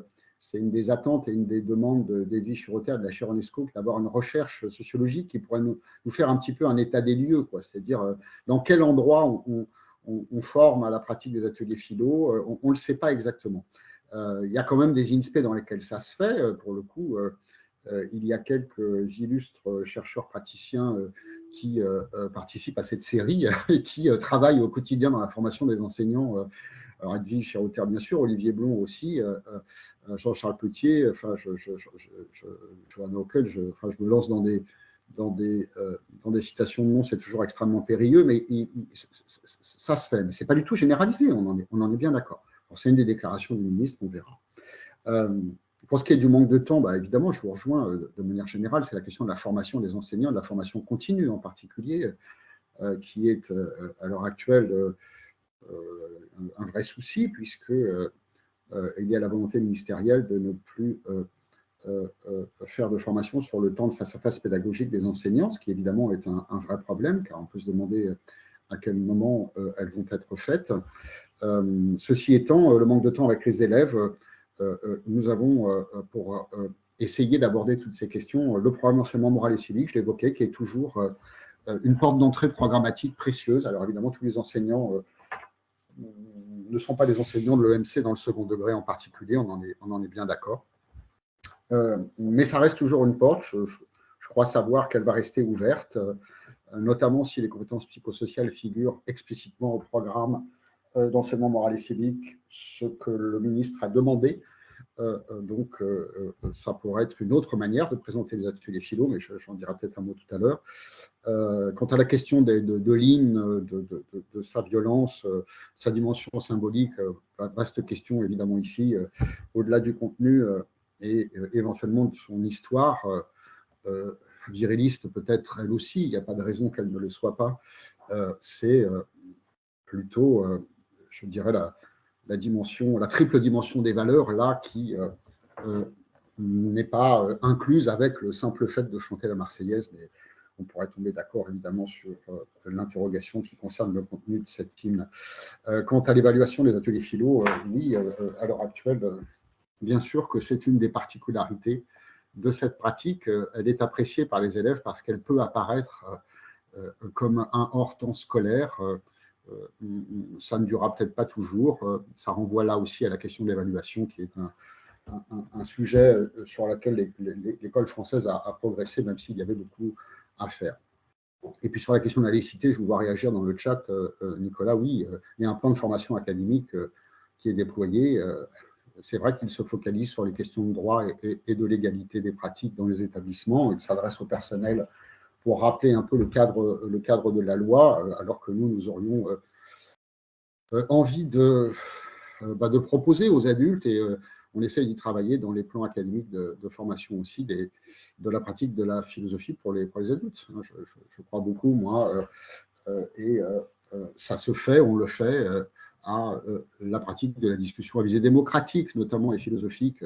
Je trouve que pour les adultes, c'est bien d'être obligé de passer par un président et de pouvoir ralentir un peu le rythme de la discussion. C'est une expérience précieuse aussi pour eux, et on a tendance à considérer que les compétences psychosociales sont essentielles pour les élèves. Et comme en 2015, où on avait intégré dans le programme de MC la partie qui s'appelle la sensibilité, qui permet de travailler avec les enfants et les adolescents, les émotions et l'empathie, mais on n'a rien prévu pour les adultes. C'est fou. On a dû considérer que nous étions naturellement empathiques et que nous n'avions aucun problème avec la connaissance, la reconnaissance et la verbalisation des émotions. Voilà, c'est un peu pareil, c'est ce qui se rejoue. On fait comme si nous avions dans notre gène d'éducateur les bases de la communication non violente, alors que évidemment c'est une blague, hein, comme le disait le grand philosophe Alain Souchon, il faut voir comment on nous parle. Et nous avons, nous aussi, beaucoup de travail à faire dans ce domaine. Mais gardons espoir pour que ça puisse, et c'est quand même le cas, trop lentement, mais intégrer les plans de formation des enseignants. Je crois qu'on est en train quand même de franchir cette barrière qui jusqu'à présent était quand même très haute et qu'on ne peut plus aujourd'hui considérer les métiers de l'éducation comme des métiers qui ne sont pas des métiers de la relation, quoi. Donc, je crois que ce chemin, il est quand même en train d'avancer. En tout cas, moi, j'ai dit que je jouerais de la musique jusqu'au bout, donc je vais garder mon optimisme. Alors, j'essaie de voir les questions dans le chat.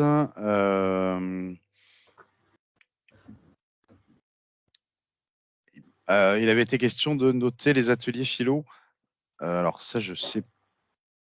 Non. Ouais, je sais pas. Il y a des questions assez fréquentes. Il nous arrive d'avoir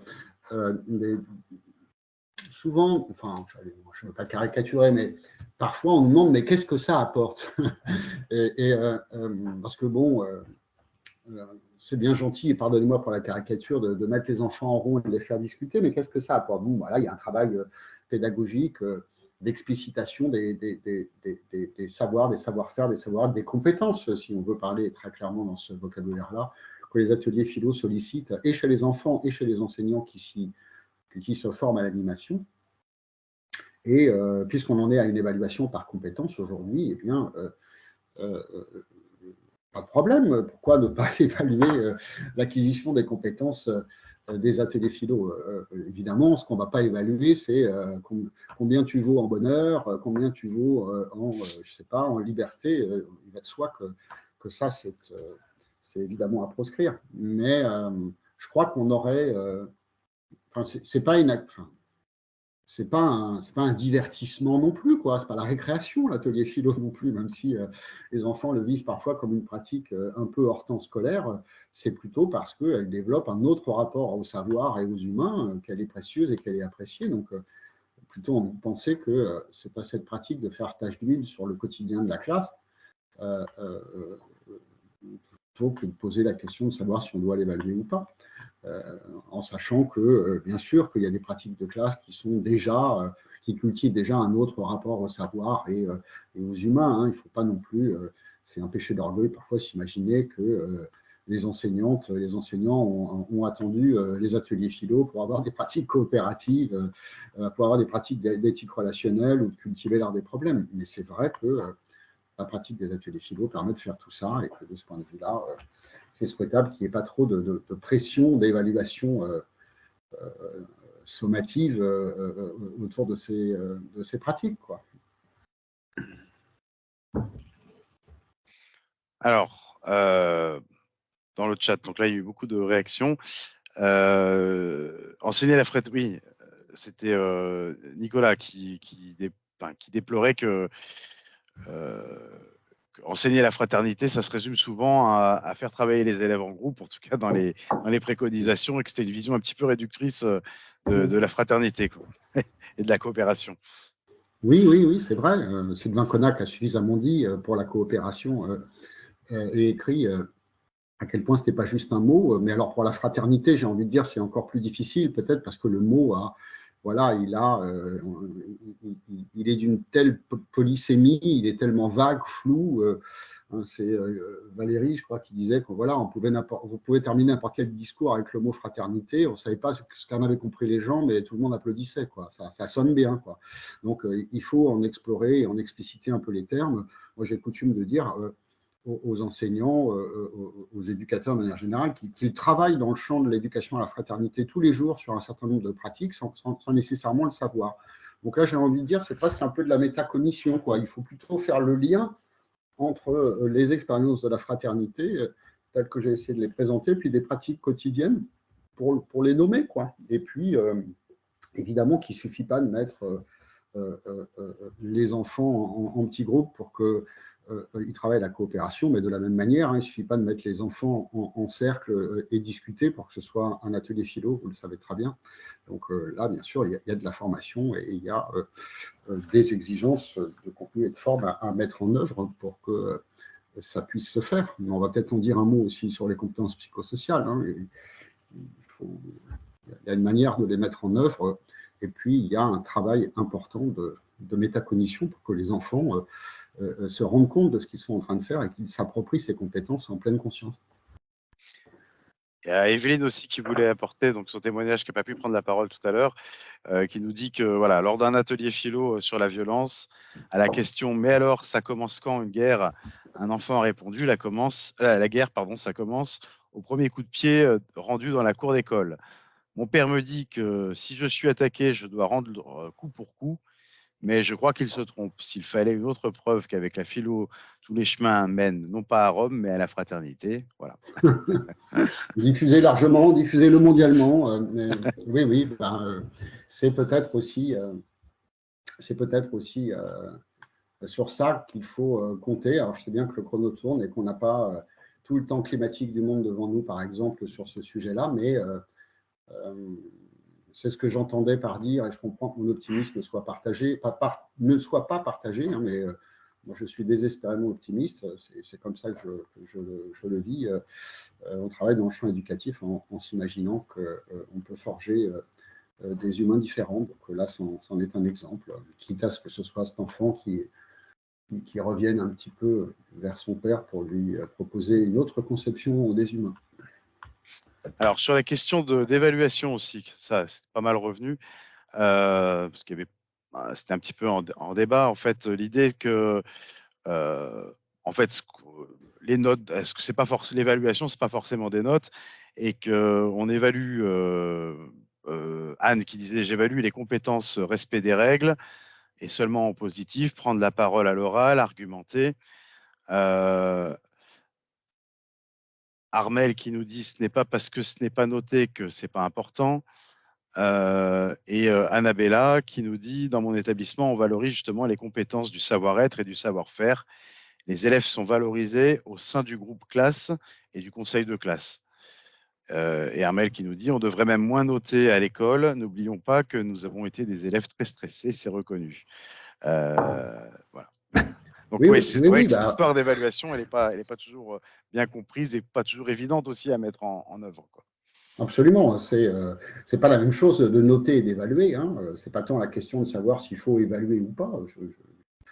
Je crois qu'il le faut, mais toute la question est de savoir comment. Et on a abandonné, même s'il y a encore la peau rude, le paradigme de la notation et de toutes les caricatures encore bien concrètes hein, qui vont avec.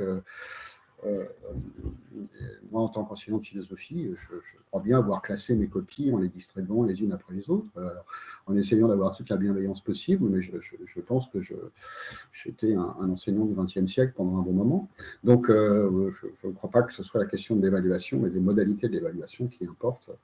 Et vous avez dit les unes et les autres, effectivement, à quel point c'était une réflexion qu'il fallait continuer à approfondir pour savoir exactement qu'est-ce qu'on évalue et comment. Mais je ne crois pas qu'on puisse envisager l'entrée dans les apprentissages sans poser la question de l'évaluation et de ses modalités. Ça peut nous faire une transition intéressante vers les compétences psychosociales. Allez, je vais prendre peut-être un petit quart d'heure, 20 minutes pour revenir sur cette question pour finir, puisque mon travail consistait à montrer que l'ADVP mobilise, sollicite, cultive, moi ce que j'ai appelé des dispositions éthiques et civiques. Alors c'est plutôt un vocabulaire spinoziste, c'est pas le même que celui des compétences psychosociales, mais je voudrais essayer de montrer que ce qu'on appelle des dispositions éthiques et civiques, ça renvoie à certaines compétences qu'on trouve dans le référentiel des compétences psychosociales qui est en déploiement à l'heure actuelle dans l'éducation nationale et pas seulement dans l'éducation nationale. Donc, pour celles et ceux qui étaient présents au RNPP, ou RINPP au Mans il y a 15 jours, pardonnez-moi, je ne vais rien dire de plus que ce que j'ai dit à ce moment-là, donc vous pouvez vaquer si vous le souhaitez, c'est la même chose que je vais dire là. Je vais essayer de présenter un tableau comparatif ou plutôt essayer de tisser le lien entre les ateliers philo. Alors, je vais peut-être les nommer comme ça plus que la discussion à visée philosophique parce que j'y inclurais bien volontiers, et les ateliers Sèvres proposent cette pratique, mais pas que. Je vais y intégrer, au-delà de la discussion à visée philosophique dans le dispositif un peu classique que j'ai évoquées jusque-là, peut-être la pratique de l'attention. Et je voudrais essayer de montrer comment les ateliers philo cultivent, développent pratiquement toutes les compétences psychosociales. Et comme les compétences psychosociales font une entrée en force dans les politiques, notamment éducatives, mais des politiques de santé de manière générale, et comme il y a des chances qu'elles finissent dans le programme d'enseignement moral et civique comme étant nommées explicitement, elles y étaient déjà en fait, quand le chapitre 1 intitulé La sensibilité du programme de 2015 invite à travailler sur les émotions et l'empathie, on est déjà en train de nommer ce qu'on appelle aujourd'hui les compétences émotionnelles et sociales. Mais voilà, il y a un référentiel, on va le regarder ensemble et peut-être que ça peut être utile de montrer que les ateliers philo, c'est the dispositif pour développer les compétences psychosociales. Et plus, à mon avis, je crois que là, il y a peut-être aussi à discuter, il y a plus de compétences en jeu dans les ateliers philo que dans la grille sémantique des compétences psychosociales de ce référentiel-là, de Santé publique France, qui rassemble, et je vous passe l'historique depuis le début des années 2000, de ces compétences psychosociales qui, sous l'égide de l'OMS, l'Organisme mondial de la santé, sont préconisées dans le champ éducatif parce que un grand nombre de recherches en montrent les vertus, notamment dans le domaine de la santé. Donc, je passe sur les discussions qu'on a pu, ou les réserves que j'ai pu émettre lors du colloque du Mans que j'évoquais tout à l'heure sur la sémantique de ces compétences psychosociales et leur dimension normative, notamment dans le domaine de la santé. C'est un autre débat. Je vais juste présenter ici donc ces compétences psychosociales qui sont rangées dans trois grandes catégories, compétences cognitives, compétences émotionnelles, compétences sociales, et donc qui sont déclinées ensuite en items. Vous voyez, pour les compétences cognitives, il y a trois grands items: avoir conscience de soi, capacité de maîtrise de soi, prendre des décisions constructives. Pareil pour émotionnel, pareil pour les compétences sociales. Et avec Michel Tozzi, nous avons fait d'abord séparément ce travail d'essayer de voir si les ateliers philo, ça permettait de développer toutes ces compétences, y compris les sous-items. Et on l'a fait chacun de notre côté, et puis on a passé un certain temps ensemble à les rassembler, et je le remercie parce qu'évidemment, vous vous doutez bien qu'en termes de compétences, Michel Tozzi a trois choses à dire, notamment quand il s'agit de la pratique de la philosophie. Donc, moi, ce que j'essaie de dire, c'est qu'il y a un lien original d'abord entre la philosophie avec les enfants et l'approche par compétences. Ça, dès le travail de Matthew Lipman aux États-Unis, et puis en France, notamment celui de Michel Tozzi et celui de François Galichet, pour ne citer que cela, il y a dans la pratique de la philosophie avec les enfants l'idée que c'est une pratique qui développe des compétences, et principalement des compétences de pensée. Donc la philosophie pour les enfants, c'est la matrice même d'une approche par compétences. Donc ce que je veux essayer de dire, c'est que le travail de l'OMS qui vise à montrer que c'est important de développer un certain nombre de compétences, eh bien, les praticiens de la philosophie avec les enfants, Matthew Lipman le premier, n'a pas attendu l'OMS pour reconnaître que effectivement, il fallait développer un certain nombre de compétences, et notamment des compétences de pensée. Donc, il faut dire que la philosophie pour enfants, c'est d'abord une autre manière de considérer la pratique et même l'enseignement de la philosophie. C'est ce qu'on appelle une didactique du philosopher, qui se demande, mais en fait, ça consiste en quoi philosopher? Et pour le dire très vite, ça consiste en la capacité à mobiliser des habiletés ou des compétences de pensée. Par exemple, évidemment, là, il y a une discussion sur laquelle je ne m'arrête pas, mais par exemple, conceptualiser, problématiser, argumenter pour Michel Tozzi, mais aussi interpréter, ajouterait François Galichet, et puis illustrer, créer des idées, questionner, critiquer. On pourrait y ajouter évidemment un certain nombre de compétences, et la question de savoir combien il y en a, à Johanna Oken, je crois, elle dit, bon, il y en a 10 ou 12 qui sont vraiment importants. Pour les Lipmaniens purs et durs, il y en aurait peut-être un peu plus. Bref, retenons l'idée qu'il y a un lien originel entre l'approche par compétence et la philosophie avec les enfants. Évidemment, pour les compétences dites cognitives, quoi, pour les habiletés de pensée, comme on le dit dans le jargon de la philosophie avec les enfants. Mais pas seulement. Pas seulement, en fait. Quand on y regarde d'un petit peu plus près, bien sûr, les compétences cognitives, comme les nomme le référentiel de Santé publique France, sont particulièrement développées, je viens de le dire, dans les ateliers philo, mais pas que, en fait. Quand on regarde le travail de Matthew Lipman et de Anne-Margaret Sharp, Joanna Hawken vient de publier chez Vrin la traduction, enfin, des textes d'Anne-Margaret Sharp, que nous n'avions pas en français.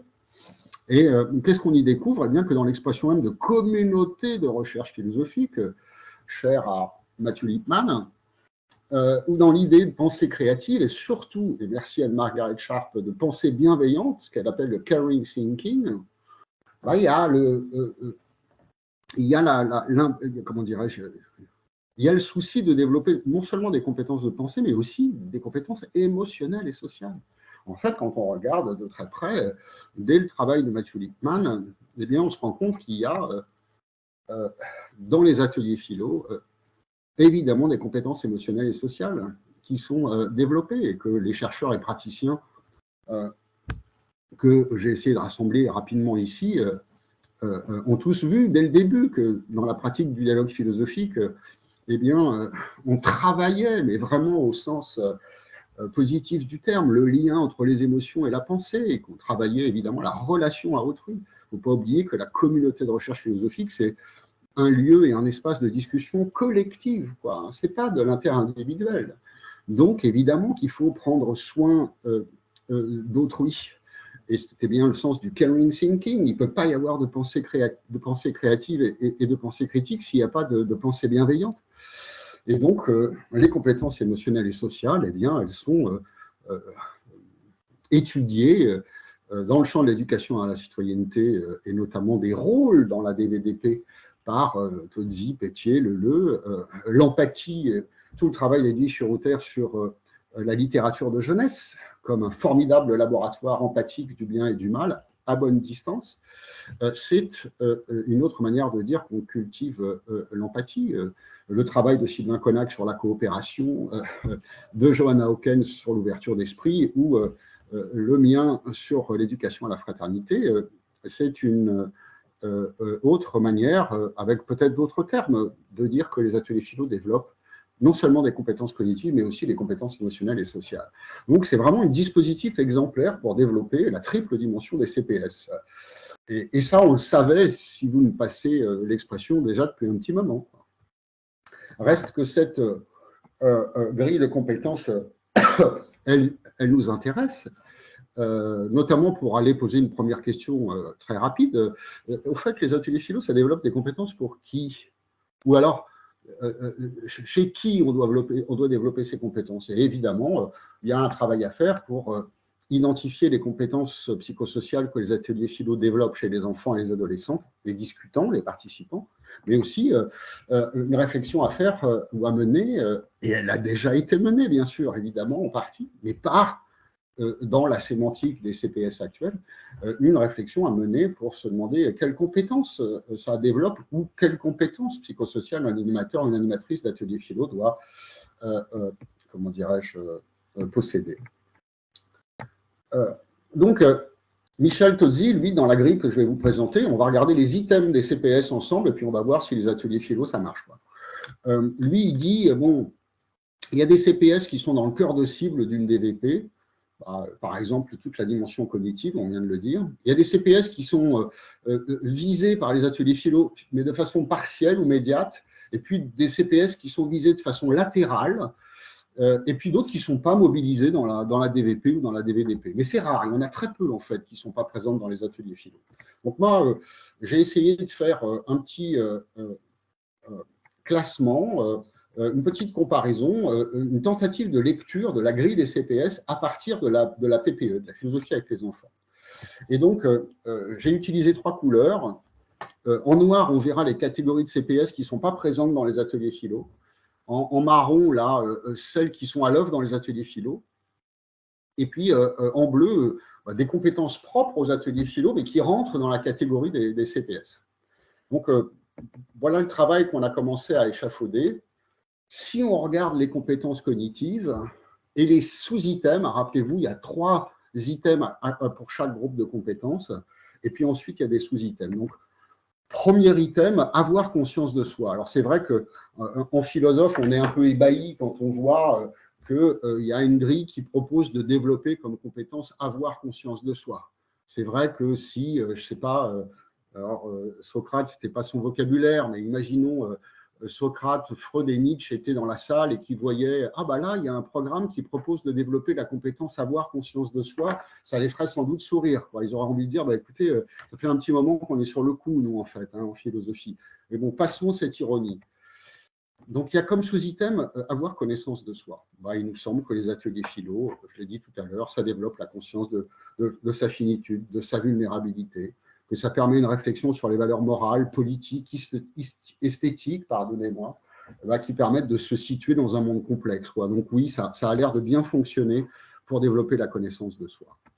Savoir de penser de façon critique, c'est le deuxième sous-item. Bon, bah là, je passe très rapidement pour dire que ce continent a déjà largement été exploré depuis Matthew Lipman jusqu'à nos jours, puisque c'est l'un des objectifs majeurs de la PPE. La capacité d'auto-évaluation positive, est-ce que c'est à l'œuvre comme compétence dans les ateliers philo? Bah, j'ai essayé de le montrer, oui, ça développe l'estime de soi, ça développe la confiance en soi, ça développe le sentiment de dignité d'être un interlocuteur valable, et de ce point de vue-là, je pense que ça marche. La capacité d'attention à soi, bah oui, il y a de l'introspection, il y a de l'élaboration silencieuse, dans la DVDP, on ne parle pas forcément, mais on pense. Il y a des méditations philosophiques, on peut travailler à partir de certains extraits de textes ou 1, 2, 3 pensées. Et puis la pratique de l'attention, bien sûr, qui est intégrée sous différentes formes, jusqu'à des moments de silence ou des expériences diverses et variées de pratique de l'attention qui peuvent rentrer dans cette catégorie de capacité d'attention à soi. Deuxième grand item, capacité de maîtrise de soi. Alors là, c'est pareil, on imagine Platon et Aristote en train de se taper sur le ventre en se disant, ah bah alors là, si vous avez des trucs pour développer la capacité de maîtrise de soi, on est super preneur, parce que c'est vrai que ça fait un petit moment qu'on y réfléchit. Donc je passe sur cette ironie selon laquelle toute l'histoire de la philosophie, et depuis l'Antiquité grecque, cherche à développer une capacité de maîtrise de soi, avec peut-être de Socrate à Foucault, en plus l'esprit critique, et notamment l'esprit critique à l'égard de toute tentative normative, quoi. Et c'est vrai que là, la grille de l'OMS entraînerait peut-être quelques mises à distance pour dire, nous, en plus, on va s'interroger un peu sur le concept de santé, là, que l'OMS considère effectivement comme central, ça nous paraît important, comme bien la santé à nous aussi, philosophes. Mais c'est vrai que dans les ateliers philo, en plus, non seulement on va essayer de développer la maîtrise de soi, mais en plus on va s'interroger de manière critique et conceptuelle sur la tentative de normativité peut-être de cette grille. Donc regardons les sous-items. Apprendre à gérer ses impulsions. Bah oui, il nous semble que les ateliers philo qui travaillent le lien entre la pensée et les affects, qui travaillent la tolérance, qui apprennent à supporter et réagir à la critique, qui apprennent aussi à vivre peut-être autrement ses impulsions. On pense au débat-mouvement, qui apprennent à différer, il y a une faute de frappe, à la prise de parole, ça contribue à gérer les impulsions. Capacité à atteindre ses buts. Alors là, c'est vrai qu'on était un peu plus hésitant, on s'est dit, on ne sait pas bien ce que ça veut dire, mais la capacité d'apprendre à changer d'avis, vous le notiez tout à l'heure, la réflexion sur l'articulation entre les moyens et les fins, et puis finalement la réflexion philosophique sur la sagesse, quoi. Est-ce que ce n'est pas une réflexion globale sur la capacité à atteindre ses buts? Là, il nous semble qu'il y a plus dans la philosophie que dans ce petit item-là qui reste trop vague. Même si c'est vrai qu'il faut rappeler qu'une DVP, ce n'est pas une instance délibérative. On n'est pas là pour prendre des décisions. Ce n'est pas l'action qui commande la réflexion dans une DVDP. Donc, de ce point de vue-là, atteindre ses buts, c'est peut-être déjà un peu plus centré sur l'action et sa réussite. Troisième item, prendre des décisions constructives. Alors là, là aussi, on se dit quand même que toute l'histoire de la philosophie, la critique conceptuelle et normative en plus, a pour ambition peut-être comme le dirait Comte Sponville, de penser mieux pour vivre mieux et peut-être prendre des décisions constructives, mais nous aurions envie de philosopher sur ce qu'est une décision constructive, évidemment, ensemble. Mais bon, allons-y pour capacité à faire des choix responsables. Il nous semble que la problématisation, par exemple, mais aussi la réflexion de manière générale, éthique, morale, politique, par exemple au travers des dilemmes, eh bien, peut contribuer à développer cette compétence. Capacité à résoudre des problèmes de façon créative. C'est quand même la pensée créative, l'une des dimensions de la pensée centrale pour Lippmann. Et si on voulait prendre les expériences de pensée ou les ateliers d'auto-défense intellectuelle ou le philo-art et d'autres pratiques, eh bien, il nous semble que les ateliers philo ont pas mal de ressources pour développer cette capacité. Aventurons-nous dans les compétences émotionnelles maintenant. Il y en a 3 grandes catégories. Elles sont toutes affichées en pack, là. Je n'ai pas réussi à les faire défiler l'une après l'autre. J'essaye. Non, ça ne marche pas. Donc, premier item, avoir conscience de ses émotions et de son stress. Alors, c'est vrai que les ateliers philo peuvent être centrés autour de la conscience de ses émotions. Par exemple, je l'ai indiqué en dessous, si on mène des ateliers philo sur les émotions, ce qu'on fait. En revanche, sur le stress, c'est vrai que ce n'est pas un des enjeux majeurs, mais regardons quand même. Est-ce que ça permet de comprendre les émotions, un atelier philo, par exemple, sur les émotions? Ben oui, puisqu'on va les conceptualiser, les problématiser, puis les illustrer sans doute aussi. Est-ce que ça permet de les identifier? Très certainement aussi, puisqu'on les a conceptualisés, mais ça permet aussi de les identifier, par exemple, dans leur dimension psycho-affective, au travers d'un débat interprétatif ou d'une discussion à partir d'un album de littérature de jeunesse. Il y en a. Deuxième item, réguler ses émotions.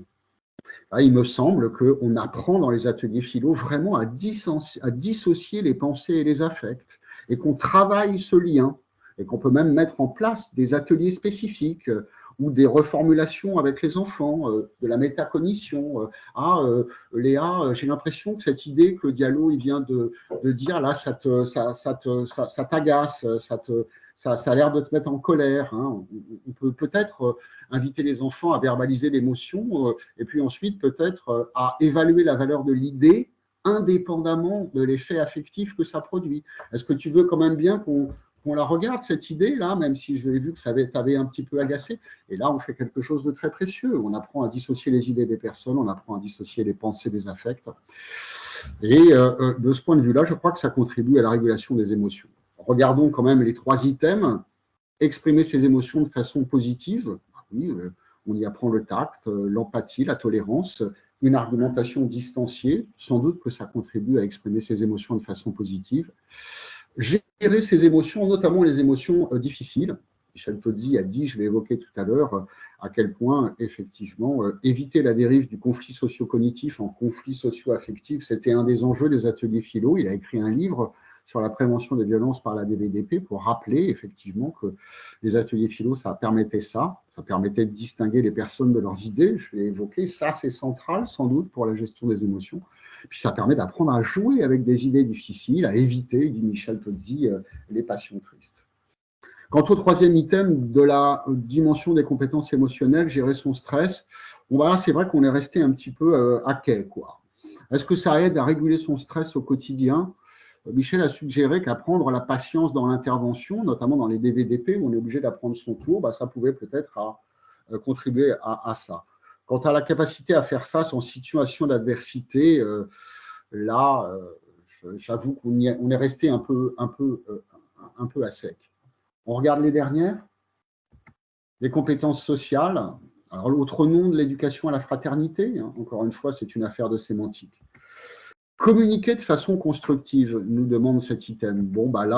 Par exemple, la capacité d'écoute empathique, c'est un sous-item. Les ateliers philo développent évidemment l'écoute active, l'empathie cognitive, émotionnelle, et les rôles de reformulateur ou de synthétiseur cultivent à fond, à plein, la capacité d'écoute empathique.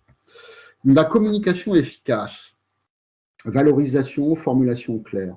Là encore, le tact, c'est pas juste pour ne pas blesser les gens, c'est pour pouvoir faire entendre ses besoins ou ses idées.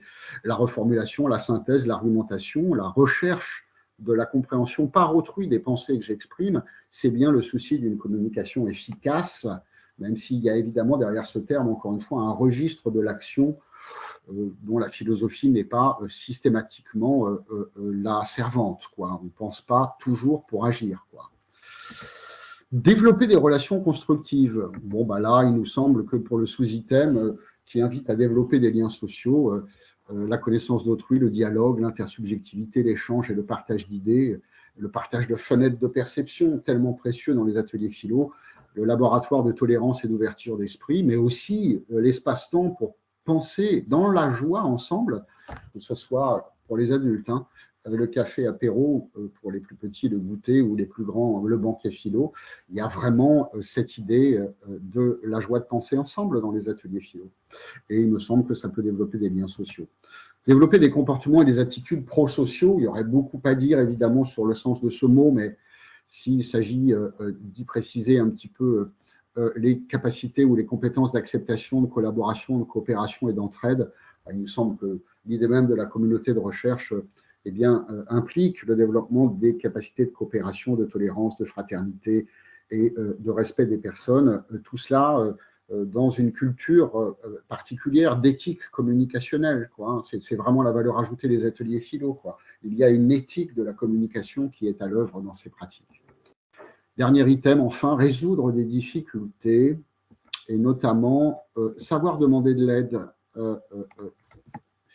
Alors, bah oui, il nous a semblé que dans les ateliers philo, par le biais de la coopération et de la solidarité qui sont sollicités auprès des enfants, eh bien, on leur apprend à accepter de l'aide, hein. Il y a la dimension de vulnérabilité ici. Et ça passe par des formulations que vous connaissez bien. Quelqu'un peut l'aider? Voilà. Ne serait-ce que le reformulateur hein, peut jouer ce rôle, mais parfois, on va chercher de l'aide ou les enfants eux-mêmes, quand ils ont pris l'habitude de ce travail solidaire, ils peuvent la réclamer. Je n'arrive pas à dire ce que je pense, est-ce que quelqu'un pourrait m'aider? Capacité enfin d'assertivité et de refus, bah, il nous semble que là, on apprend à argumenter, à défendre son point de vue, à objecter. On apprend à penser seul, parfois contre ou avec les autres. On apprend à changer d'avis, vous le soulignez tout à l'heure, c'est très précieux, évidemment. Et ça contribue à des compétences d'assertivité et de résistance à la pression sociale, bien évidemment. Et puis enfin, résoudre des conflits de façon constructive. Alors là, il nous a semblé que les capacités de problématisation, mais de doute aussi, tout comme la capacité de médiatiser les conflits et les désaccords par le dialogue. Et enfin, je le soulignais tout à l'heure, la dimension non violente du dialogue philosophique, eh bien, ça contribuait à la résolution des conflits de façon constructive, moi j'aurais envie de dire non violente, pour être peut-être un peu plus précis. Bon, voilà en tout cas pour une tentative de développement ou de lien entre les CPS et la philo pour enfants. On aurait pu ajouter donc les métiers ou les rôles qui sont des compétences démocratiques dans la DVDP, la place de la pratique de l'attention dans les ateliers philo de l'association SEV, l'usage des supports de médiation culturelle hein, qui sont, je l'ai dit tout à l'heure, particulièrement exploités grâce au travail d'Edwige Chirouter notamment dans les ateliers philo. Et j'ai mis quelques réponses là. Moi, je suis prêt pour une conclusion, mais comme je vois qu'il n'y a plus beaucoup de temps, peut-être qu'on va, j'en ai assez dit et qu'on peut peut-être prendre quelques questions. Nicolas, qu'est-ce que tu en penses? Oui, alors en fait, il y a eu pas mal de réactions plus que de questions hein, et de compléments en fait sur les différentes compétences ou en tout cas liens entre les compétences psychosociales et la philosophie pour enfants. Capacité à faire face en situation d'adversité, confrontation à l'altérité, calme, respect, écoute. Sur le stress, oui, moi je pensais aussi qu'il y avait dans le fait de prendre la parole et d'assumer aussi Oui. sa parole. Je veux dire, c'est pas quelque chose qui est forcément évident et ça, il y a quand même une régulation, une gestion du stress mais qui est liée à n'importe quelle prise de parole, hein, pour le coup, qui n'est pas forcément spécifique à la. Il y a aussi Armel qui nous donne il nous communique une référence d'un livre de Sibylle Veil sur Au commencement était l'écoute, en finir avec la société du défouloir. Dans les ateliers philo, nous dit Armel aussi, les enfants se rendent compte qu'ils ne sont pas seuls à poser des questions existentielles et se rendent compte qu'ils ne sont pas seuls devant les épreuves de la vie, qu'ils peuvent traverser. L'expérience de la vulnérabilité, je crois notamment, qu'on a évoqué, et qui contribue sans doute à faire face à l'adversité, pour peu que je comprenne cette formule ainsi. En tout cas, tout le monde est a été passionné par ton intervention et te remercie pour tous les éléments que tu as apportés. Peut-être si tu veux conclure avec ce que tu voulais nous dire, il n'y a pas de souci, hein, on peut prendre encore le temps nécessaire. C'est peut-être une manière de rappeler par rapport à la question que j'avais évoquée au début que la discussion à visée philosophique, elle n'est pas neutre. Axiologiquement parlant, du point de vue des valeurs, qu'elle est une proposition, donc j'avais nommé expérientielle, de transmission de certaines valeurs, de transmission en acte. Moi, j'aime bien utiliser l'expression le message, c'est l'enveloppe, quoi. Finalement, le message des ateliers philo, il est dans la forme du dispositif, et c'est pas, comme le disait Johanna dans la formule que j'ai relevée, obligé d'aller faire un atelier philo sur la laïcité pour que l'atelier philo soit efficace du point de vue de la transmission des valeurs. Peut-être qu'il faut faire un atelier philo moins épidermique sur autre chose, et que le dispositif transmettra en acte aux enfants les valeurs qu'on voudrait essayer de partager avec eux. Mais c'est vrai qu'au-delà de sa dimension conative, elle fait vivre en acte un certain nombre de valeurs. La particularité, sa grande richesse, c'est qu'elle permet la mise en question théorique des valeurs qu'elle promeut. On peut discuter de la valeur de la liberté, de l'égalité, de la laïcité. Donc, de ce point de vue-là, elle a une dimension d'ouverture critique particulièrement émancipatrice. Et puis, peut-être conclure sur cette idée qui est toujours en réflexion de savoir si la pratique du dialogue philosophique et la démocratie n'auraient pas en point commun la question de la non-violence, mais peut-être que c'est un prisme déformant de mes activités éducatives quotidiennes que d'être particulièrement préoccupé par la question de la prévention des violences. En tout cas, de ce point de vue-là, il me semble que dans l'éducation à la fraternité sur laquelle je travaille, il y a vraiment un souci de prévention et de préservation des violences. Et je renvoie, pour ceux qui s'intéressent, à la lecture du texte d'Éric Weil qui s'appelle Logique de la philosophie et qui a essayé de dire ça. J'en inclurai. Alors, je ne sais pas si le PowerPoint, tu le diffuses, Nicolas, ou non? Oui, on peut. Si, on peut le mettre. Voilà, ça a pas mal été demandé. D'accord. On le met dans les agendas et voilà, dans les comptes, pardon, des participants sur le site, dans leur compte Réseau Canopé. Oui, je vais y arriver. Ok. Voilà, je glisserai une petite slide dans laquelle il y a un petit extrait du texte d'Éric Weil qui essaye d'expliquer un peu pourquoi le point de départ comme le but final de la philosophie est selon lui la non-violence et quel lien ça peut avoir avec l'éducation à la fraternité.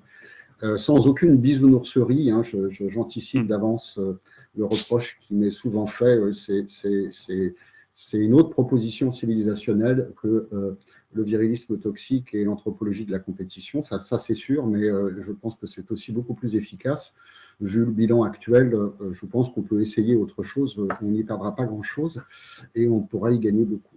Donc, je te ferai passer donc le PowerPoint et puis merci pour cette invitation. Avec plaisir. Et ce temps qui a filé bien vite, et merci à toutes et tous d'avoir été là cet après-midi. Merci à toi, Christian, pour ton intervention qui, j'en doute pas, sera très inspirante, en tout cas pour les participants, et d'ailleurs, ils l'ont remarqué.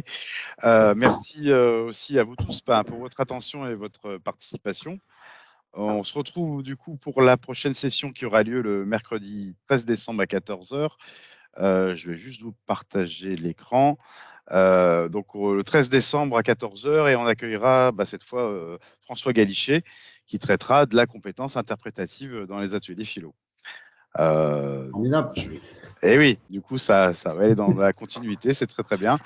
Donc ce sera le 13 et d'ici là, écoutez, on vous souhaite une bonne continuation et encore merci pour votre participation. Merci Christian. Merci, bonne fin de journée, à bientôt. À très bientôt, bonne fin de journée, au revoir. Au revoir.